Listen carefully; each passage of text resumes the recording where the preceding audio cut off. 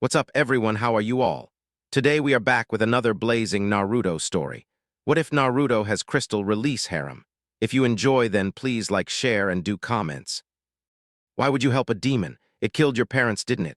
It only thinks about itself, how it can get stronger, how it can get revenge, Mizuki said while he looked at Uruka lay bleeding on the forest floor. Naruto was behind a tree at the tree line, trying to stay as quiet as possible. He still couldn't fathom what Mizuki-sensei had said. I am the fox. I'm the Kyuubi no Yoko. I can't be, can I? It made more and more sense when he thought about it. That was why all the villagers hated him. That was why no one cared for him. That was why he didn't have parents. You are right. That's how the fox would be, Uruka said. Naruto tried hard not to cry out loud. Even Uruka agreed. The only person other than the Sandaime Hokage who actually cared for him, the one he thought was like a father or maybe a brother, thought he was a demon. But that is not how Uzumaki Naruto is. He is one of the most caring person I know, and he just wants to be acknowledged. He may have that damned fox sealed inside him, but that doesn't make him the fox. More than a sealing scroll makes it what is sealed inside it. He is my student, and more than that, he is a person I care a great deal about. He is like family to me. I won't let you hurt him. Naruto was smiling. And not just a little smile, it was an ear-to-ear, sun shining out of your mouth, your chin is hurting smile. He had someone who thought him as family, then his face turned serious. Uruka-sensei, his big brother figure, his precious person, was going to get hurt. Naruto ran out from his hiding spot just to see Mizuki throw his Fuma Shuriken. Naruto ran as fast as he could, but he wasn't fast enough. He could see it get closer and closer to Uruka-sensei. Naruto ran and ran, but he wasn't fast enough. It was 3 meters from Uruka now. He wouldn't make it. He wasn't fast enough to protect the first person to really acknowledge him. No! Naruto yelled with all his might, his arm reaching out for Uruka. The earth began to quake, and a big cluster of pink crystals grew out of the ground, blocking the shuriken. That left 2 academy instructors and students speechless and stunned. Naruto snapped out of it first, turning to face Mizuki with the most serious look he had ever given. He pointed at him. I won't let you hurt Uruka-sensei. Not now, not ever. He put his hand in front of him, weaving a hand seal crossing his index and middle fingers, Tajukage Bunshin no Jutsu. A big cloud of smoke exploded in the forest. When the smoke cleared, Mizuki and Uruka couldn't believe what they were seeing. Over 1,000 orange-clothed Narutos were standing in the clearing and the surrounding trees. As one they charged towards Mizuki. Not now, not ever. Screams could be heard all over Konoha, as the now traitorous Konoha-nin was beaten by a 12-year-old academy student. 2 minutes later, Sorry, Uruka-sensei, I think I may have gone a bit overboard, the blonde said with his trademark smile, while scratching the back of his head. Uruka stood dumbfounded while staring at Naruto. He turned it into a smile. I think I can overlook it this once. He turned his head to look at the discolored formation of meat that was Mizuki lying on the forest floor. He then turned his gaze a bit to look at the big crystal formation. What was that? He turned his gaze back on Naruto, who was still grinning. Close your eyes, Naruto. Naruto just stared back at him. Why? Uruka rolled his eyes, just at Naruto. A few minutes later. Uruka-sensei, are you done soon? Can I open my eyes already? Naruto asked in an annoyed tone. Just a minute, Uruka chuckled. There, now open your eyes. Naruto did as he was told. There, right in front of him, was Uruka-sensei smiling at him. But something was off, something was missing. It took Naruto a few seconds to figure out. He didn't have hit Yate on. Naruto's hand slowly made its way to his forehead. Yay, I did it. I'm a ninja of Konoha. I'm going to be Hokage in no time. Believe it. Naruto began ranting, but Uruka's thoughts were miles away though those crystals. Did Naruto make them? How did he do that? Does he have a Kekkei Genkai? If it is, it's not one I have ever seen or heard of before. I guess it is possible he could have one since no one knows who his parents are. I better report to Sandaime soon. He would want to know this. What? Ano, Uruka-sensei. Uruka's focus snapped back at Naruto. Sensei, is it true about the fox? Uruka smiled sadly. I'm afraid it is. Naruto looked down on the ground. He mumbled something inaudible. What? Am I the fox then? Naruto asked with tears in his eyes. Uruka placed his hand on Naruto's head and ruffled his hair. Didn't you hear me back there? You are no more the fox than a sealing scroll is the kun I sealed inside it. Did you mean the other thing too? Naruto asked carefully. What other? He looked at the blonde before displaying a large smile. Yeah, I meant it. Little brother. Naruto looked up at Uruka again with a smile wider than when he had gotten his hit 8. Before Uruka knew it, he was tackled by the little blonde, hugging him tightly while sniffling. In the Hokage's office, the Sandaime had seen it all through his magic little crystal ball. To think Mizuki would betray the village like that. I knew he had some grudges, but to think he would go this far. He looked at the crystal ball, seeing his grandson figure hugging the academy instructor. At least something good came out of this whole ordeal. He have finally found someone else than me that he knows acknowledges him. Then he frowned, but what was those pink crystals? I have never seen anything like it. I'll ask Jirya about it next time he comes to report in. He may know something about Minato or Kushina that I don't. He looked at the crystal ball again. The two Konoha shinobi were walking out of the forest hand in hand, the smaller figure jumping up and down, while the bigger looked down on him with a smile on his lips. Hiruzen leaned back into his chair, looking up at the ceiling. I guess I better call back the search parties so they don't drag him off the street. And with that thought, Hiruzen made his way out of his office. The next morning with Naruto. Naruto yawned loudly as he sat up in his bed. He didn't really know what to do the next few days but train. It was not like he had any friends to hang out with. Sure, Choji and Shikamaru didn't hate his guts, but that was about it. There was still 6 days left till the new teams got assigned. He didn't really care that much about who he got teamed up with. Just not from the Sasuke team, everyone but Sasuke team. And he wouldn't mind if he got teamed up with Sakura-chan, though I could imagine she would have a problem with that. He frowned at that thought. Well, better get up and get going, he said to himself, jumping off the bed and heading for the bathroom. He had just opened the newly made instant ramen when an ANBU appeared in front of him. Naruto froze the instant he saw the ANBU. What have I done this time? I haven't done any pranks since I painted over the Hokage monument. Right after that, it was the test, and then the whole thing with Mizuki team. Calm down, Uzumaki-san. You haven't done anything this time. He waited a second while giving Naruto a look. It felt like that anyway. Hokage-sama has summoned you. You should be there within the next hour, the ANBU said, and shunshined away before Naruto could respond. Well, it's not like I have anything else I have to do today. I wonder what Jiji wants, he wondered while slurping the noodles in him. 3 bowls and another toilet visit, and he was on his way to the Hokage Tower. Naruto walked down the hallway where you could enter the Hokage's office from. As he walked past the receptionist, he got a dark glare. He ignored it like all the other glares. He knocked on the door and heard a quick enter before turning the door knot. Naruto, thank you for coming so quickly. We have a few things to talk about. Naruto looked around the room while his grandfather figure talked. There was 3 shinobi standing in front of him.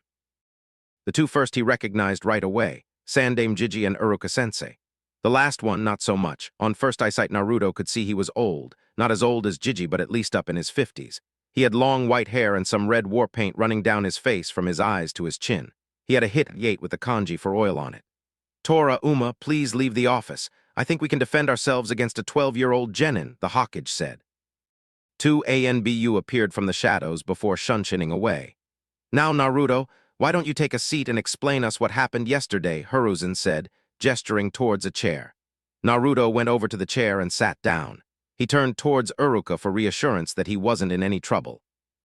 The scarred Chunin just smiled and nodded back at him. That was all Naruto needed as he began rambling about what had happened, all from the way he had painted to Hokage Monument, to how Mizuki had come to him after the exam, to the battle in the forest. And then I ran towards Uruka-sensei, trying to reach him before the Fuma Shuriken hit him, but I couldn't make it. I wasn't fast enough. And then Naruto trailed off while looking up on Uruka with a confused and pleading look. And then the earth began to quake and crystals grew out of the earth, deflecting the shuriken away. Uruka finished. Naruto looked around for the reactions. Sandaime Jiji and the white-haired guy didn't show any. They had calm, collected faces. I see. Please continue, Naruto, the Sandaime said calmly. Naruto continued his story to the point where he had used a kinjutsu and to where he got his hit 8 and the ramen Uruka-sensei had bought for him afterwards. When Naruto was finished, the room was quiet for a minute or two. Naruto was looking carefully at the 3 shinobi in the room. Jirya, do you have any idea what those crystals may have been? The Sandaime asked. Jirya looked at Naruto, taking in everything he saw. Kami, he looked so much like Minato. But from what I've heard, he has inherited Kushina's fiery personality. I may know. I heard a rumor a while back. I had just set out on my journey. The nations were still recovering from the Third Great War, and everyone wore their nerves on the outside of their clothes. I heard that a whole village up in Ta no Kuni had been destroyed by a single jutsu. Now that alone isn't something to raise eyebrows over. It was the jutsu in question that was used that was. Where are you going with this, Jiraiya-sama? Uruka asked in a mild, annoyed tone. He had already concluded that it was Naruto who had made those crystals, but he didn't know why or how or if it was dangerous in any way. Everything for its own time, Jiraiya said, looking calmly at Uruka, who were glaring lightly back at him. Apparently it was destroyed by crystals. Now these crystals just grew out of nowhere. They encased people and plants alike. No one knew how. Jiraiya continued. He looked around on the small group. It later got the name Shoten. Uruka's eyes bulged out of their sockets. While he had expected something like that, it was still a bit of a shock. Even the scarecrow guy seemed surprised. Naruto just looked confused at Jiraiya. I thought the same thing. There's only one way to find out, the Sandaime said while going through his drawers. He pulled out a little piece of paper and handed it to Naruto. Please run your chakra through this. Naruto looked questioning at the Hokage for a moment before complying. When he did, the paper split into two, whereafter each piece turned dark brown before crumbling. Now Naruto looked even more confused. Hey, what just happened, Jiji? Naruto looked at the Hokage. Well, Naruto, it looks like you have a Kekkei Genkai, the old Hokage replied calmly. A what? Naruto asked, looking more confused than ever. After 20 minutes of the older shinobi trying to explain the basics of elemental manipulation and Kekkei Genkai, the blonde finally got it, somewhat. But how? I mean... Wait, you said this Kekkei Genkai is genetic, right? The old Hokage looked at Naruto, knowing where this was going. Yes, it is. Do you think, maybe? Rest was mumbling as he turned his head down. Sorry, Naruto, you will have to speak up. I'm not as young as I have been, the old Hokage said to Naruto with a kind smile.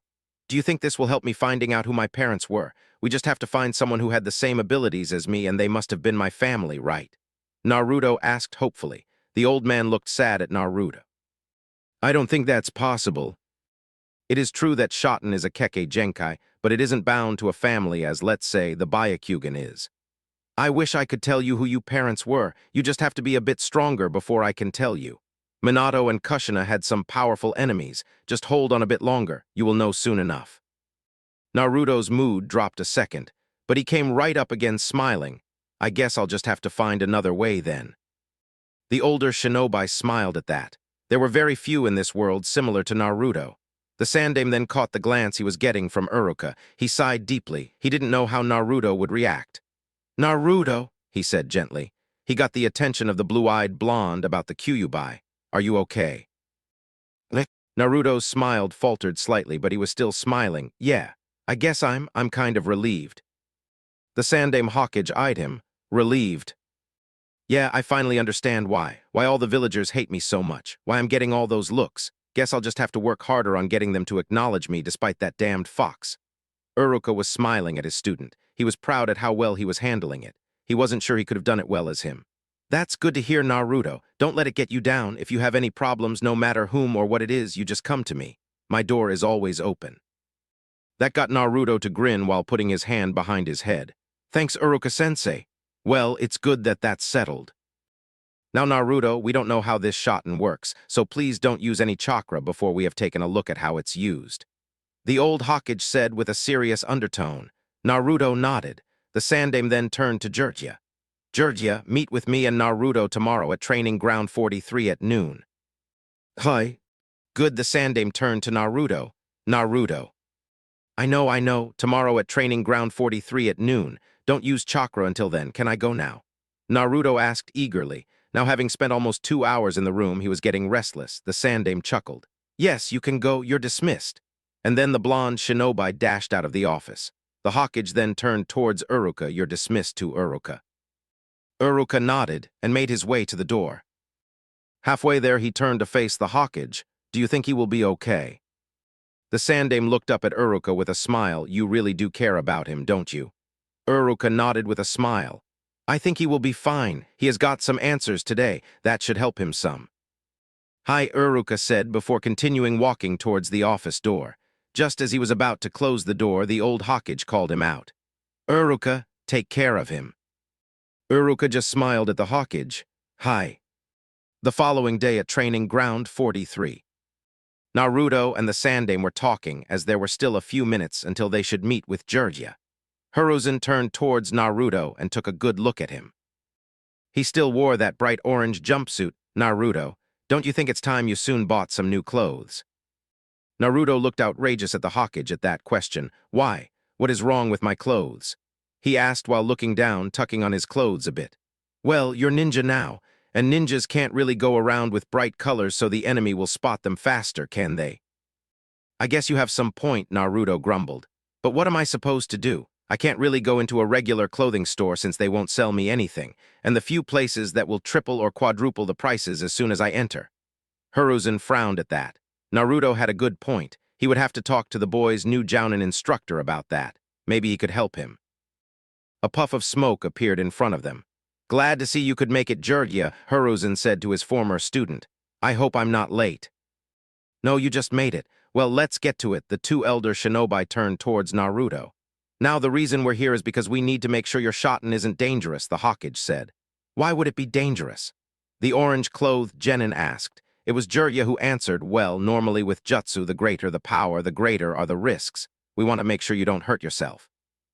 Naruto didn't seem convinced, but complied. Jiraiya nodded at Hiruzen.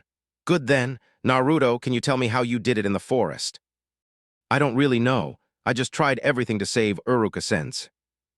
I was desperate and was willing to do anything to save him. I had my arm put out like this, Naruto said while showing what he had done. The earth began to quake and pink crystals appeared out of the ground the same way it had done the evening before. Both Jiraiya and Hiruzen were wide-eyed. While Hiruzen had seen it through his crystal ball, it was another thing to see it happen with your own eyes. How did you do it? Jiraiya asked. I don't know. I just channeled some chakra while thinking of the crystals from yesterday, Naruto answered. Jiraiya thought about that for a bit. He then got an expression like he had an idea, tried to think of it shattering. Naruto did what he said, and to his amazement, the crystal shattered in tiny pieces, making the air glitter lightly in pink. Amazing was all Jiraiya could say. Hiruzen looked at Jiraiya. What are you thinking? I think it's controlled by his thoughts. He has to channel the chakra to make it, but he just have to think of what he wants, and it's going to do it. It will probably not work on higher-level jutsu, but on the lower, I would say D and C-rank jutsu. He just has to think of it. Hiruzen nodded while looking at Naruto. Okay, Naruto, try to make. Next morning in Naruto's apartment. Naruto yawned loudly while stretching. He took a few minutes sitting in bed and waking up before making his way to the bathroom. While he was taking a bath, he was thinking about what happened yesterday. They had discovered a lot about his shoten. It is a combination of Futen and Daten, as the chakra paper had said. Jiraiya had theorized that he used Daten to find minerals and stuff like that, while he used Futen to compress it under high pressure, successfully making crystals. He could crystallize anything they put him to. Earth, wood, water, grass, really anything that had mass and wasn't energy. He could even crystallize living things, as they had discovered when he accidentally crystallized a bug. It was really like having a weapon on hand all the time. Jiraiya had also told him about the secrets of Cage Bunshin halfway through the day, so he had made about 100 clones, putting them to learning his shoten, thus why he already had such control over it. Jiraiya said he was the only one who could train this way, due to him having such a large chakra reserves. When they were about to leave, Hiruzen had pulled him aside and asked him to go to the library today. Naruto wasn't really a reader and had complained loudly about it, but as Hiruzen said, if you want to be a ninja and the Hokage nonetheless, you need to have knowledge about the world. If not, people will just use you. That had made Naruto promise that he would do it. He also planned to go find a store who would sell him a new outfit, though he didn't know if he would be successful. Naruto ate his breakfast and brushed his teeth before making his way out the door. Scram, demon, and don't come back. Naruto sighed as he was kicked out of another store. Walking off, Naruto tried to think of a way to get into a store. He could use henge, but it would dispel as soon as someone touched him. And he couldn't just use the I'm a ninja under the direct command of the Hokage deal. It would only work on buildings owned by the government, like the library, not private-owned stores. He sighed deeply again. Looking around, the blonde found a store that looked fairly nondescriptive. The only sign that told him it was for shinobi was the rather large kunai symbol above the door and the sign that read Higurashi Weapon Shop. Deciding to give this place a try, Naruto walked in. Looking around, the first thing Naruto noticed was that whoever owned this place had an obvious love for weapons. There were racks upon racks of weapons lining the entire shop. Swords, staffs, sides, it seemed that anything anyone could name was there. He had never seen so many different weapons in one place ever, and some of these weapons he had never seen at all. It was enough to make even someone like Naruto, who knew next to nothing about weapons, drool. "Can I help you?" Naruto stiffened and almost shouted as he spun around. Behind him was a young girl that was maybe a year older than him, wearing a Chinese-style pink tank top, dark green cargo pants, and had her hair done up in two buns. To Naruto, they made her kind of look like a panda. Or a mouse. Naruto did his best not to snicker at the thought. "Hello?" Tenten asked while waving her hand in front of Naruto's face. He blinked a couple of times. What?" Naruto said, blushing in embarrassment as he took a step back and put a hand behind his head. The girl just looked at him before she rolled her eyes at the kid's inattentiveness and shrugged. "I was asking if you needed help finding anything." Naruto blinked in surprise. "You work here?" "That's right," the girl said. "My name is Higurashi Tenten. My father owns this store, so I come in and help when I'm not on missions." "You're a shinobi then?" Naruto asked curiously. "Yep, I've been a shinobi for about a year now," Tenten replied. "That's awesome." Naruto stated with a large grin. "I just graduated." He blinked as he remembered why he was here. "You know you can help me. I was looking into getting some new clothes." "I can see why," Tenten said with an amused smirk. "Your clothes are hideous." "Hey," Naruto said, feeling the need to defend his clothes. "These clothes are warm and comfortable and—" "Ugly," Tenten finished with a grin. "Seriously, who wears orange?" "I like orange." Naruto shouted indignantly. Seriously, what was it with people continuing to diss on the color orange? It was the best color in the world. "It's my favorite color." "Even so, it's not a very good color for a ninja." Tenten replied, finding the boy's defensiveness amusing, especially when it's so bright. He took a deep breath to calm down a bit. "I guess I can see the logic in that. Anyways, can you help me?" "Sure," Tenten replied, amused by Naruto's reaction. She took him over to the clothing section of the store. "So what are you looking for exactly?" she asked. Naruto thought about what he wanted to look like. He needed something that made him look cool and added a mysterious persona to him, something that screamed powerful and awesome, something.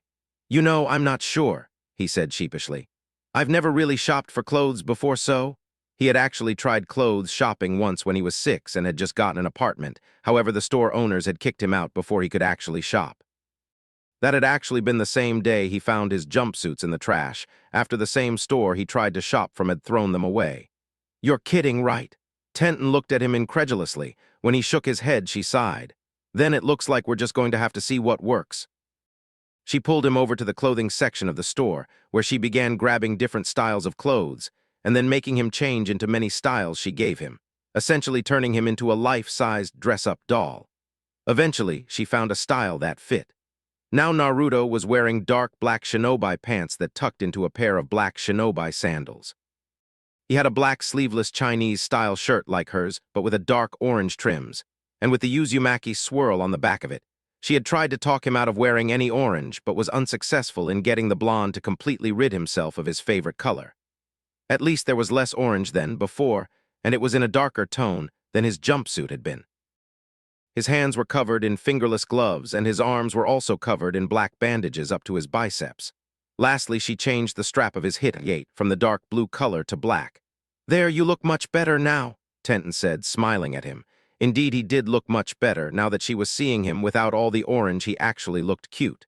"Now you're like a real shinobi." "You think so?" Naruto blushed as he scratched the back of his head. "Of course, so will that be all?" Tenten asked.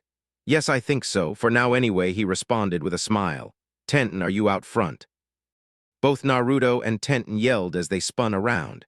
Naruto found himself staring at a bull of man, large and built like brick shit house. The man had muscles on every part of his body that Naruto could see. He even had muscles on his muscles. He had brown hair and brown eyes much like Tenten. He was wearing an off-white shirt, brown pants, and a pair of brown boots. "Damn it, Tusan!" Tenten shouted as she clutched a hand to her chest. "How many times have I told you not to sneak up on me, and especially when I'm with a customer?" Tenten's dad merely laughed. "Ah, take it easy, Tenten. Beside, aren't you shinobi supposed to be more aware of your surroundings? Do you want to be used as target practice again?" Tenten asked with a maniacal gleam in her eyes and had one of her hands inside her kunai pouch. Her dad merely sweats dropped before he coughed and turned his attention to Naruto. He looked him up and down, immediately recognizing him. That didn't matter to him. He wasn't as narrow-sighted as some of the other villagers.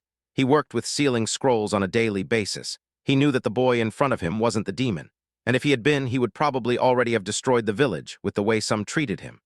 Naruto watched with a mixture of shock and weariness as the man looked him over. He was already expecting to get thrown out. No one wanted to sell the demon brat anything. But Tenten's dad just smiled at him, walking over to the cash register, typing in all that his daughter had noted on a block. "Now all that stuff you got there will come to around 5,000 yen, Tenten's dad said. Naruto cringed a bit but got out the necessary money. It would put him back by a lot, especially since he would no longer be able to gain a stipend from the hawkage since he was a ninja. But this was for his shinobi career, so he had to. He took out his frog-shaped green wallet, much to the amusement of Tenten, and put the money on the table. "Thank you, kid. Hope you'll come back," Tenten's dad said to Naruto while counting the money Naruto had left. He gave the two there one of his most brilliant smiles. "Thanks, mister." "Kaido," the man replied. "Thanks, Kaido-san," Naruto bowed before grabbing his equipment and running off with a grin. "I'll make sure your store becomes famous when it's selling to me as the hawkage," he yelled out as he left for the library. Naruto was standing outside a big building, a building he had never thought he would set foot in, the library. He sighed deeply and made his way through the front doors. He hadn't made his way in more than a few meters when a voice called out behind him. "Can I help? Why? What do you want? I'm sorry, but you will have to leave now." Naruto turned around to see who it was. It turned out to be the custodian, a woman who looked to be in her mid-50s, said, spitting out the word boy with venom. Naruto remembered what Hiruzen had said to him the day before. Naruto tapped his finger on his hit. I am a ninja of Konoha, under the command of the direct command of the hawkage. And can I remind you that this is a government-owned building? And who again runs the government? That's right, the hawkage does. Thus, you can't kick me out of here. The custodian was clearly irritated by this, but as Naruto had pointed out, she couldn't kick him out. She sighed, "Fine, but if you break anything, you will be sorry," she said, and walked away. Naruto snorted mentally at this. Since he was told about the Kyuubi, he had been near stunned by the naivety of the population of Konoha. One thing was the civilians who knew nothing of sealing, but the ninja population too. They used sealing on a daily basis. He shook it off him and made his way to the shinobi section of the library. When he was there, he put his hands in a ram seal, making 10 clones. "All right, guys, I need your help finding some books. Anything on chakra, seals, taijutsu, and basic shinobi skills will be fine. Also, try to find something on Biju, Jinchuriki, and anything related." With that said, he and his clones looked through the bookshelves looking for said books. In the end, he found 27 on the various subjects. He made his way home and began to read. 3 days later, Naruto was on his way to training ground 43. Gigi had given it to train the week before the team assignments, which was still 2 days away. Gigi had said it was because he needed to get his shoten under control before getting on a team, so he wouldn't put them or himself in danger with it. He made his way to the training field and did what he had done the last few days. He put his hand to form the ram seal and made about 100 clones and split them up to do various tasks. 50 clones were working on his shoten, which were coming along nicely. He had learned to crystallize stuff fast and could even make crystals from the humidity in the air. He had also made quite a few new jutsu, most of them based on jutsu of other elements. It wasn't as hard as he had thought it to be. He would just have to think about something crystallizing, and it would. The next 25 were working on his chakra control. He had perfected the floating lead exercise that they had learned in the academy and were now slowly making progress on the tree climbing exercise. He could run up the tree by now and could walk about 2/4 of the way. He had decided that he wouldn't move on before he could fight on a vertical surface for about 10 minutes. And the last quarter were reading anything he could get his hands on. Most of the jutsu and exercises were from the books. He had learned a lot about Biju, one of the subjects he was most interested in for obvious reasons. He continued training the next few days until the team assignments. The day of the team assignments. The alarm clock ringed high. Naruto almost fell out of his bed trying to punch the stupid thing into oblivion. When he finally managed to turn of the stupid thing, he sat up, scratching his eyes and looked around with sleepy eyes. He saw the calendar, and within a second he was wide awake. "Today I get my team assignment." He jumped out of the bed and made his way to the bathroom to wash up and brush teeth. He thought about what he had done the last week. He had advanced rather quickly due to the Kage Bunshin. He had done almost 2 years of training in the last week. He now had decent control over shoten, but it could still be improved. His chakra control were a ton better. He could no fight on the tree's surface for about 4 minutes before he fell off. And he had read. He was surprised how much it had mattered. He could actually understand what people were saying most of the time now. Nothing like when the week started. Overall, he had improved a lot, though he still needed to be careful. The third day, he had dispelled all his clones at once and had fainted from fatigue alone. He had woken up an hour later with a throbbing headache. He wasn't due that again, and had the following days dispelled his clones in groups of 10 with a few minutes interval. He had also met Konohamaru, the honorable grandson of the Sandame Hokage, and his teacher Ebisu, who hated his guts. He had met Konohamaru when he had turned in his ninja registration form. Konohamaru had come to challenge the Sandame for the title of Hokage, but had tripped over his own scarf, halfway across the room. It had been fun to see the reaction of his teacher when he slammed him across the head after he learned who he was. Konohamaru had followed him later, asking him to teach him. Naruto had complied and taught him Henge no Jutsu and Warok no Jutsu. Later, Ebisu had come, saying he didn't want Naruto to teach. Konohamaru couldn't figure out why, but Naruto knew right away when he saw the eyes of Ebisu. It was the same as most of the villagers, full of hate towards him, for something he had no control over whatsoever. He had beaten him with his new Harem no Jutsu, sending him flying halfway across Konoha because of his nosebleed. He had after told Konohamaru that there was no shortcut to becoming the Hokage, and that he had to beat him to get there.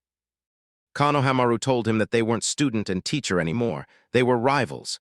He had left after that. After he was done in the bathroom, he made his breakfast, which was made up of bread and various vegetables. Naruto had read that he needed to eat better if he wanted to grow. Naruto was still the shortest from his class, which annoyed him to no end. He was sitting and eating, looking across the room. He saw the new picture he had put up the day before. It was his picture for the ninja registration. He had asked Hiruzen if he could get a copy of it to hang up and was allowed. He was in the picture, of course, and stood with an angel to the camera with his hand, back down towards the ground, pointing slightly towards it. From his hand to the corner of the picture and across the top, the air was glimmering slightly pink, clear evidence of his shoten. It had taken some persuasion on his part, but the Hokage had finally said yes. He was quite proud of it, clear evidence of his shinobi status. After he was done with his breakfast, he bolted out the door and made his way to the academy. Today I'm going to get a team. I'm officially going to be a genin, a ninja of Konoha. It's the first step on the way to become the Hokage. Naruto made his way towards the academy, ignoring the usual stares and glares. It didn't really bother him anymore, he had gotten used to it over the years. The only difference the last week was that he knew why he was getting them. That helped a lot. It was a burden lifted from his shoulders. He didn't have to wonder why. He walked down one of the alleys when he saw a person trying to blend in with the railing behind him using a sheet as cover. The only problem was that it was hanging 90 degrees wrong. He knew right away who it was. Before he could call him out, Konohamaru jumped out from his cover, yelling at him, "Fight me!" Sadly, he hadn't even taken one step before he tripped over the sheet. Naruto's sweat dropped. "What are you doing, Konohamaru?" "I expect nothing less from the man I respect," Konohamaru said, getting up. Naruto was silent for a few seconds. "I didn't do anything. You tripped again." Konohamaru totally ignored this and got up, making a hand sign, "Fight fair and square." Naruto shook his head. "Sorry, Konohamaru. I have to go to my team assignment meeting now." "Team assignment?" the boy asked, confused. "Yeah, I'm a ninja of Konoha starting today," he said, smiling, pointing at his hit. Konohamaru stared in awe. He smiled at his big brother figure. "Okay, Nick-san. I guess we'll have to do it another day then." And with that, the two boys went on their way. Naruto made it to the academy a little earlier than normal. Heck, normally he would have met at least an hour late since none of the teachers really bothered with him. But that wasn't on his mind today. Today was the first day in the rest of his life, the first step towards becoming the Hokage. Nothing could bring him down. If he was honest with himself, he didn't care much about which team he was assigned. "Just not Sasuke team. He is way too broody for me. And I wouldn't mind getting on the same team as Sakura-chan, though I could image her having a problem with me. I guess I'll do what Tenten told me to." Flashback 3 days ago. Naruto was walking down one of Konoha's many streets with Tenten. Since the day he had come her father's store, they had become friends. Well, Naruto's first real friend at his own age. Shikamaru and Choji didn't hate his guts, but they weren't close either. "So, have you gotten your team assignment yet?" Tenten asked. Naruto shook his head. "Nah, we're getting them in 3 days. If I'm honest, I don't really care what team I get on. I'm just happy I graduated." Huh, so you don't care at all. There is no one you would or would rather not be with? She asked doubtingly. Naruto looked at his new friend with a small smile. Well, there is this one guy. Sasuke team, he just gets on my nerves all the time. Wait, Sasuke, as in Uchiha Sasuke, the sole survivor of the Uchiha clan massacre. That's the guy, he said while nodding. Ouch, I can understand that. I mean, I can't set myself into his place to get his whole clan killed, but he is just so brooding. Exactly, she smiled. She rather liked Naruto, not in romantic manner, but he was a good friend. It was a good break from her two teammates and their eccentric sensei. Naruto was a funny guy, maybe a bit straightforward with things, but nothing she couldn't handle. She took a look around and saw the glares of the villagers. It wasn't her they were glaring at, it was her new friend. She had tried to ask him about it, but he had changed subject rather quickly. She knew that he had pranked most of the villagers when he was a kid. She had found them rather funny. And then a few days ago when painted the Hawkage monument, she was impressed. It wasn't anyone who could overpaint a monument which was visible from most of the village in daylight wearing an orange jumpsuit. When she had asked how he had done it, he had answered, "It's easy when no one wants you to exist." That time it was her who changed subject. She was pulled out of her train of thoughts when Naruto started talking again, and then there is Sakura-chan. She raised an eyebrow while smiling, so there's a girl. I guess she hung up on the Uchiha then. Yeah, can you believe it? And every time she asks him on a date, he turns her down and still she won't go out with me, he answered a bit moping. So, how many times have you asked her on a date? Every time I see her. It's usually just after she gets turned down by Sasuke. I have an advice if you want. Naruto nodded eagerly. Back off. What? Naruto said disbelievingly. I said back off. Try to stop asking her on a date every time you see her. Try just to be there for her. You know, maybe in time she will come around, she said while winking at her blonde friend. Maybe, okay, I'll try it, he said, showing her one of his big bright smiles. Good, she nodded approvingly. Flashback end. Naruto opened the door to his classroom and made his way inside. He hadn't stepped 3 steps inside before a boy stepped in front of him. Oi, Naruto, today is the team assignments. You do know that you would actually have to pass the exam if you want in on it, right? It from the brown-haired boy. He wore a pair of dark grayish pants that reached down to his calves, and a gray hooded fur-lined coat with a hood he wore on his head. Under the hood on his head were a little white puppy. Off. See, even Akamaru agrees, Kiba stated with a smug smile, petting his puppy. Naruto smiled right back at Kiba while tapping his finger on his forehead protector. Are you blind, dog breath? I have a hit I ate, thus must I have passed. The Hawkage himself passed me. Can you say the same for you? Kiba narrowed his eyes and took a closer look at his hit I ate, just to be sure it was real. When he was convinced, he just came with an HMPH and turned around to go back to his seat. The blonde genin shook his head with a smile of Kiba's antics. When he was done, he took a look around the classroom for an empty seat. As far as he could see, there were 3, one beside Sasuke team and another beside that seat, and one in front of Choji. The last option wasn't really an option in his opinion. It was a known fact that all the Akamiches were real greedy guts, and the new clan heir wasn't an exception.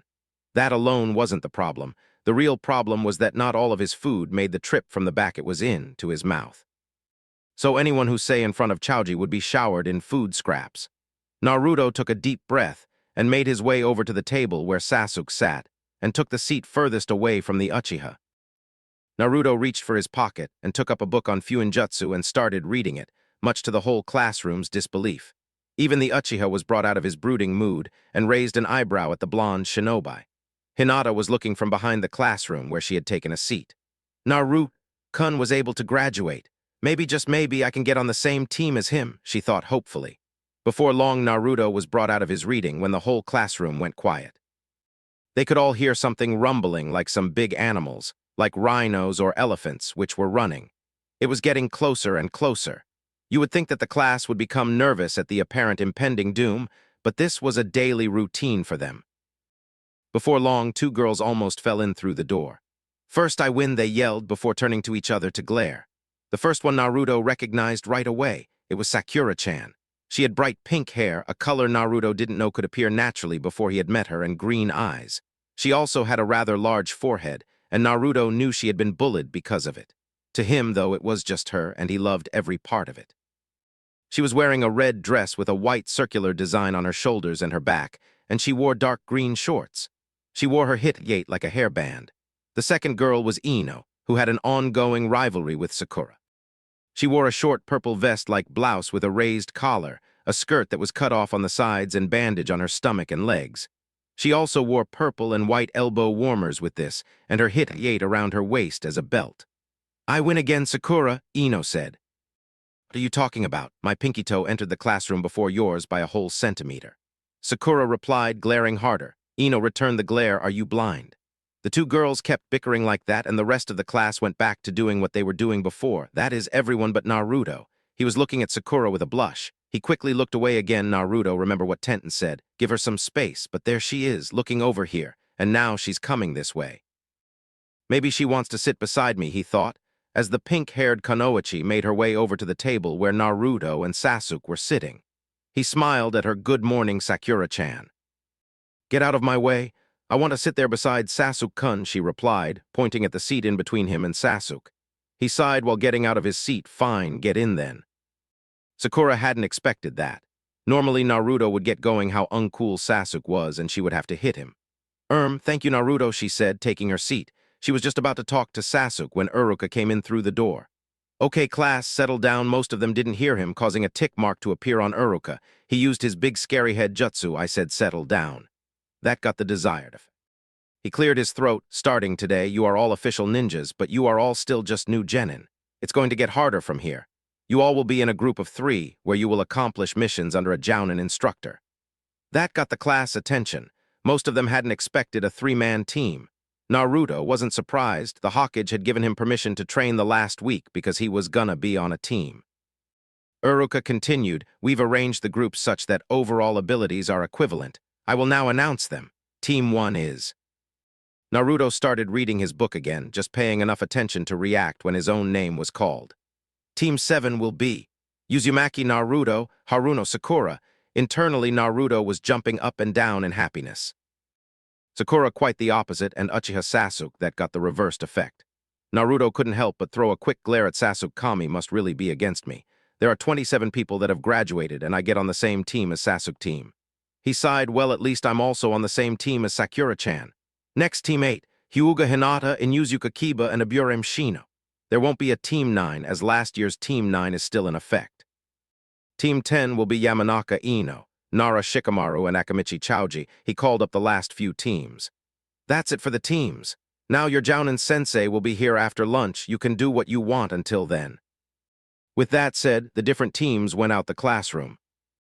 In the council chambers, it was the day of the assignments of the new genin teams, and thus there was a council meeting. Currently all were present but the Hokage. The chambers consisted of the Hokage seat at the end of multiple tables. Beside the Hokage seat were 2 smaller tables where the elders sat. Their names were Himura Mitakato, Koharu Udatane, and Shimura Danzo. Himura and Koharu were old teammates of Hiruzen and had retired from their shinobi carriers and settled back as elders and counselors for the Sandaime. Danzo was an old rival of Hiruzen. While he had Konoha's best at heart, he didn't always care of the way to get there. From the Hokage seat point of view, the left side was reserved for the business people of Konoha, the 6 that had been elected from their respective areas. These didn't have Konoha's best at heart. What they cared about was getting more power and getting more wealth. The right side was reserved for the 8 major clans of Konoha: Senju, Uchiha, Hyuga, Inuzuka, Aburame, Akamichi, Nara, and Yamanaka. Though because of the Uchiha massacre, the Uchiha seat was empty until the time of the last Uchiha to be 16 years of age, and the Senju seat was empty because the last known survivor of said clan, Senju Tsunade, wasn't in Konoha and hadn't been for years. These people were the only one beside the Hokage who were not thinking of ways to get more power, but had Konoha's best at heart. In the seat closest to the Hokage was none other than Hayashi Hyuga, the head of the Hyuga clan, which was currently the largest clan in Konoha. Hayashi was a man who, despite his cold demeanor, always put his clan and Konoha first, even when it went against his own beliefs. The next seat from Hayashi was Tsume, the clan head of the Inuzuka clan. This clan was well known for their collaboration with ninja dogs, their pack mentality, and their hot-headedness. They always believed in looking out for family and were well known for their fierce loyalty to others. Sitting next to the Inuzuka matriarch was Shibai Aburame, the clan head of the Aburame clan. The Burames were well known as a clan that followed logic, believing that to do otherwise would cause more issues to arise than need be. They were also ostracized because of the bugs they carry. The last in the lineup were the members of the Yamanaka, Nara, and Akamichi clans, who were well known for their powerful teamwork. These three were Inoichi, Shikaku, and Chusa, and they had been known as the Ine Shikacho Trio due to the teamwork they used during the Third Great Shinobi War. Finally, the Sandame entered the chambers and took his seat. As it seems we're all here, we will get started. Now, first point of order is... Sorry, Sandame-sama, but I have disturbing news that I think the council should hear. Danzo interrupted the Hawkage. Hiruzen didn't seem affected by this, as he had known this would come sooner or later. He was pretty sure it was because of Naruto and his shoten. He knew he wouldn't be able to keep it a secret long after he allowed Naruto's ninja registration photo to be taken. That, and that he had allowed the blonde to use one of the training ground by himself. He was sure that Danzo would have picked up on that. What is it, Danzo-san? Hiruzen asked more politely than he would have out of the council chambers. It has come to my attention that you have reserved a whole training field for a newly graduated genin. It intrigued me, but I let it go. I'm not one to question the Hawkage. Hiruzen mentally scoffed at that. Danzo questioned every action he took. He had tried to get his hand on the seat for a long time. Other than that, he had tried to get his hands on Naruto more than one time, willing to turn him into a weapon of Konoha due to his Jinchuriki status. He was sure that he would try even harder now that he had found out about the blonde's new Kekkei Genkai. Hiruzen was, of course, greatly opposing of this. Minato had asked him to make sure Naruto would be safe. He couldn't do much about the villagers, but this he could. He wouldn't let Naruto fall into the grasps of the old war hawk. Danzo looked over the chamber. He could see that he had piqued their interest. But then a few days ago, when the elders and I went over the new ninja registration forms, we came across this, he said, taking out Naruto's photo, sending it around the council. He could see many confused looks. We, like you, had no idea what this was, so I sent some of my guards to look for the Jinchuriki. They found him at earlier mentioned training ground. He was training to use shoten. Yes, the Kyuubi Jinchuriki has shoten. An hour later. Enough of this. Yes, Naruto has shoten, but it isn't dangerous. Jiraiya and I have observed and made sure of that. The reason I allowed Naruto to use that training ground was so he could get it under control, and so he wouldn't put his team at risk, Hiruzen said loudly and irritated. The last hour had been nothing but accusations and pleads about putting the boy down, letting Danzo have him. If any other shinobi or citizen of Konoha had awakened shoten, you would all be delighted. But because it's Naruto, you're acting like this. I won't have it, he continued, while glaring around the council. The shinobi side had been concerned, but had calmed a bit down. It was the civilians and the elders that caused problem. They hated the boy's guts because of the Kyuubi. Now I have given you all the answers I'm willing, so we're gonna get on with this council meeting. Now for the first point of order. Lunch at the academy. Sakura was sitting on a bench outside the academy. They still had some time before their Jounin sensei would pick them up. She had just had a not-so-friendly conversation with Sasuke. He had told her that he thought she was annoying. You're annoying, huh? I see Naruto must have felt the same way. Maybe I can be nicer starting now. I could give him a chance. I never really have got to know him. I always brush him off as a pest. She was brought out of her thoughts when she saw Naruto coming her way eating a dango. It didn't seem like he had seen her yet. All right, this is my chance to be nicer to him. Remember to smile, not scowl, smile. With that, she had a really strained smile on her face. Hey, Naruto, let's go back to the classroom. Naruto looked up at her. Sakura-chan, I thought you would be with Sasuke, he said, the last part a bit sad. Sakura didn't miss that. Yeah, but he had to go do something else. Come on, let's go back to class, she said. This brought a big smile to Naruto's face. You're a genius, Tenten. 3 hours later in the classroom. Why is our sensei the only one who's late? All the other teams have been picked up hours ago.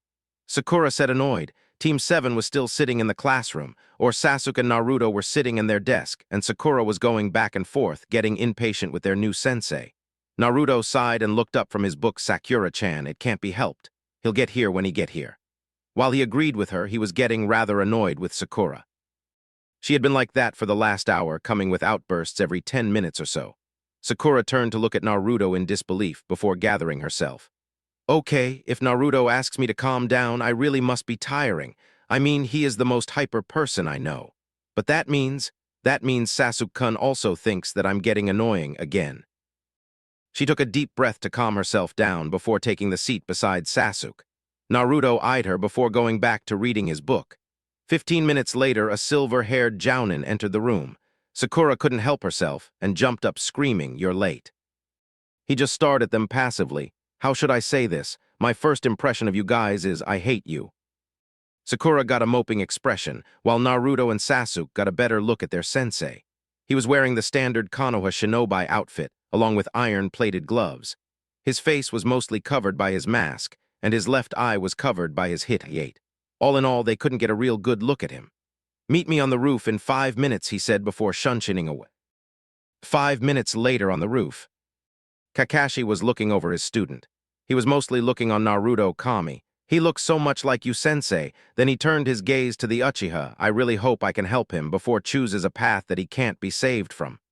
When the 5 minutes were up, he spoke. "Let's see, why you don't introduce yourselves." "Introduce ourselves? What should we say?" Sakura asked. Kakashi shrugged. "What you like, hate, your dreams and hobbies, something like that."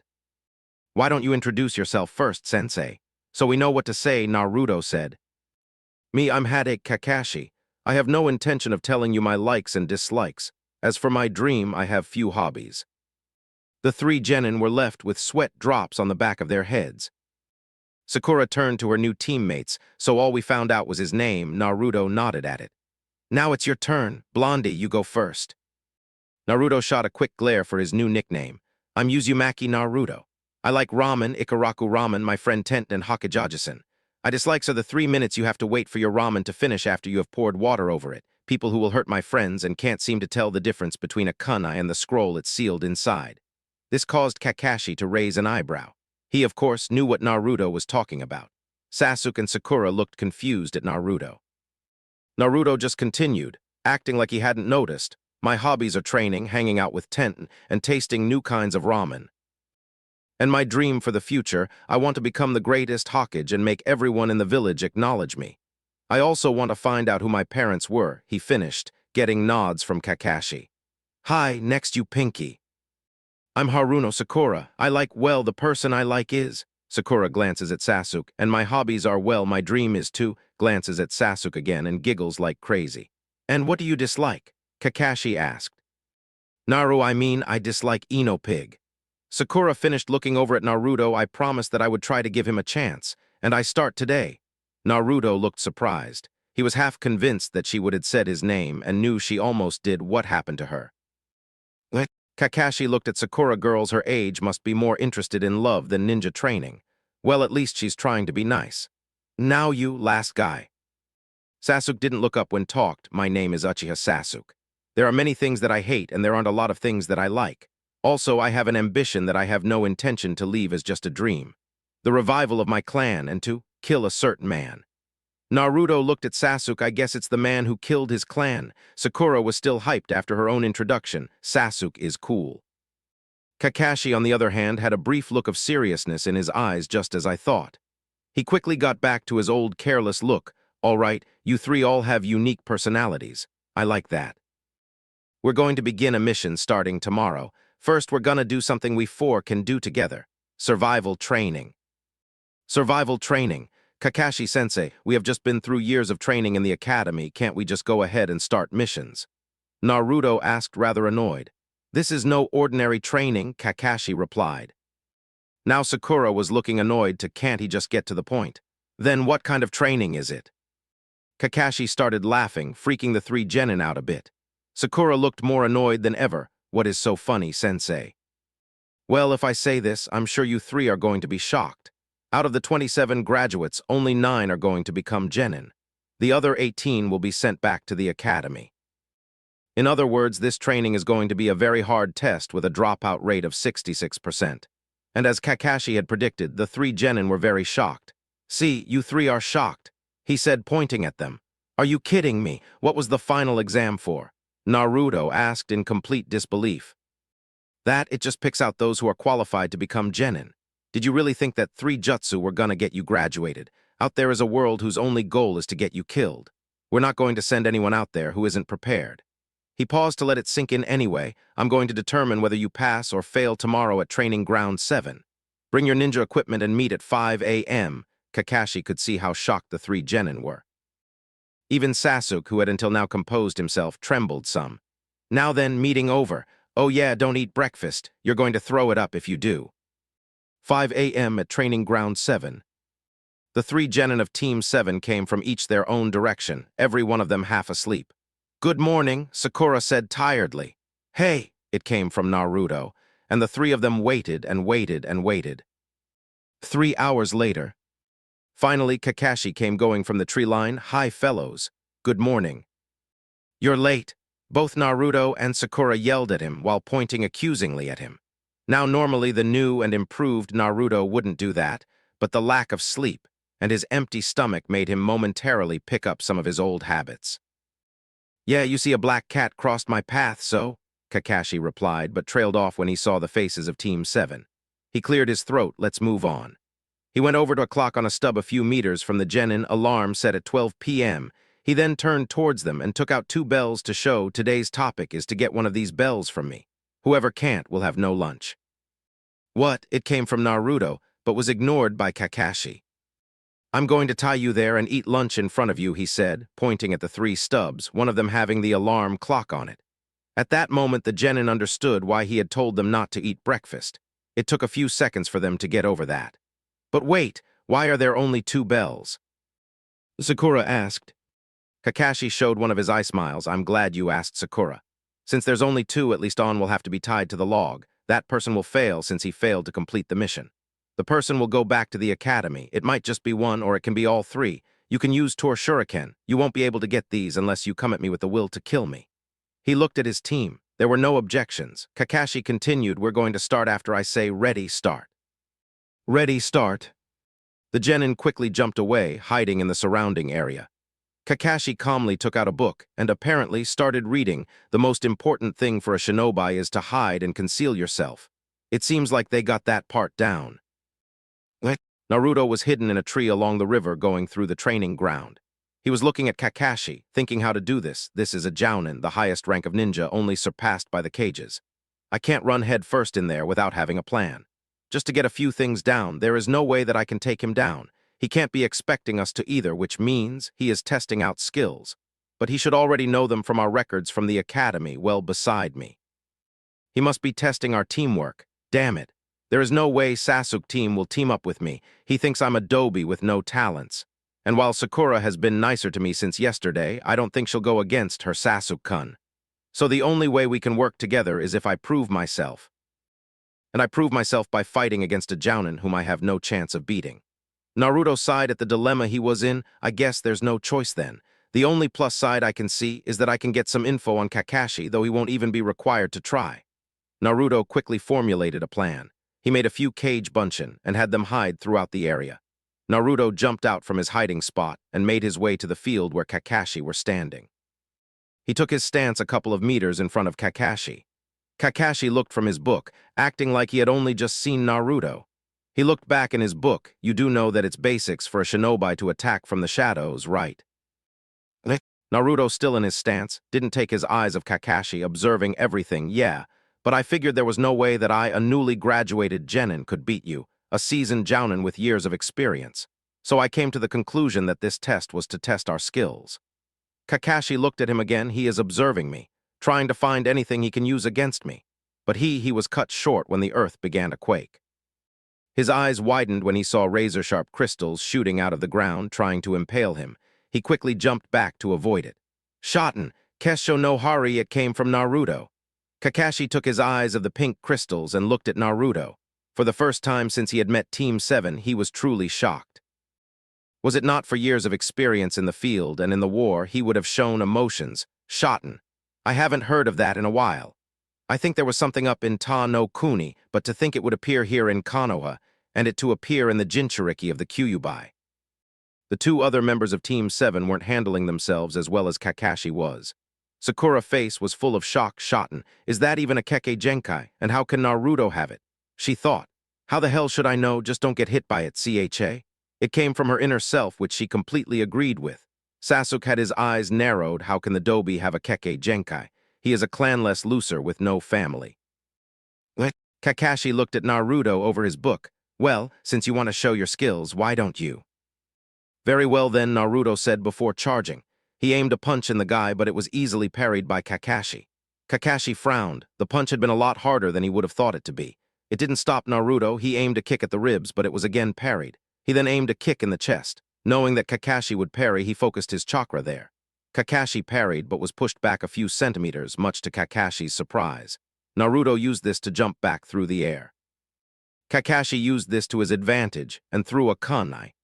Naruto saw this and quickly conjured up a hexagonal shuriken in his hand and threw it to intercept the kun. They clashed together and were pushed out of the way. Naruto landed with a smirk. That was my Kesho, Rikaku Shuriken.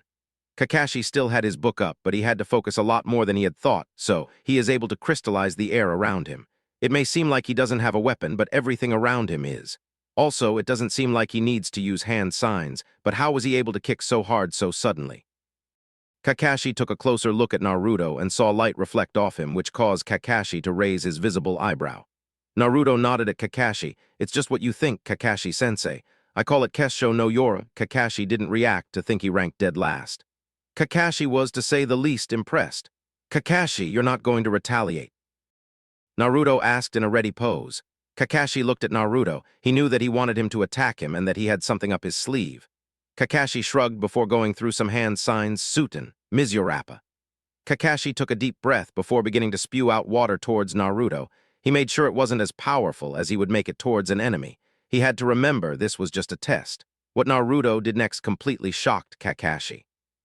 Naruto raised his arm, just like to intercept, and when the water was a meter from him, it started crystallizing and split so it didn't hit him.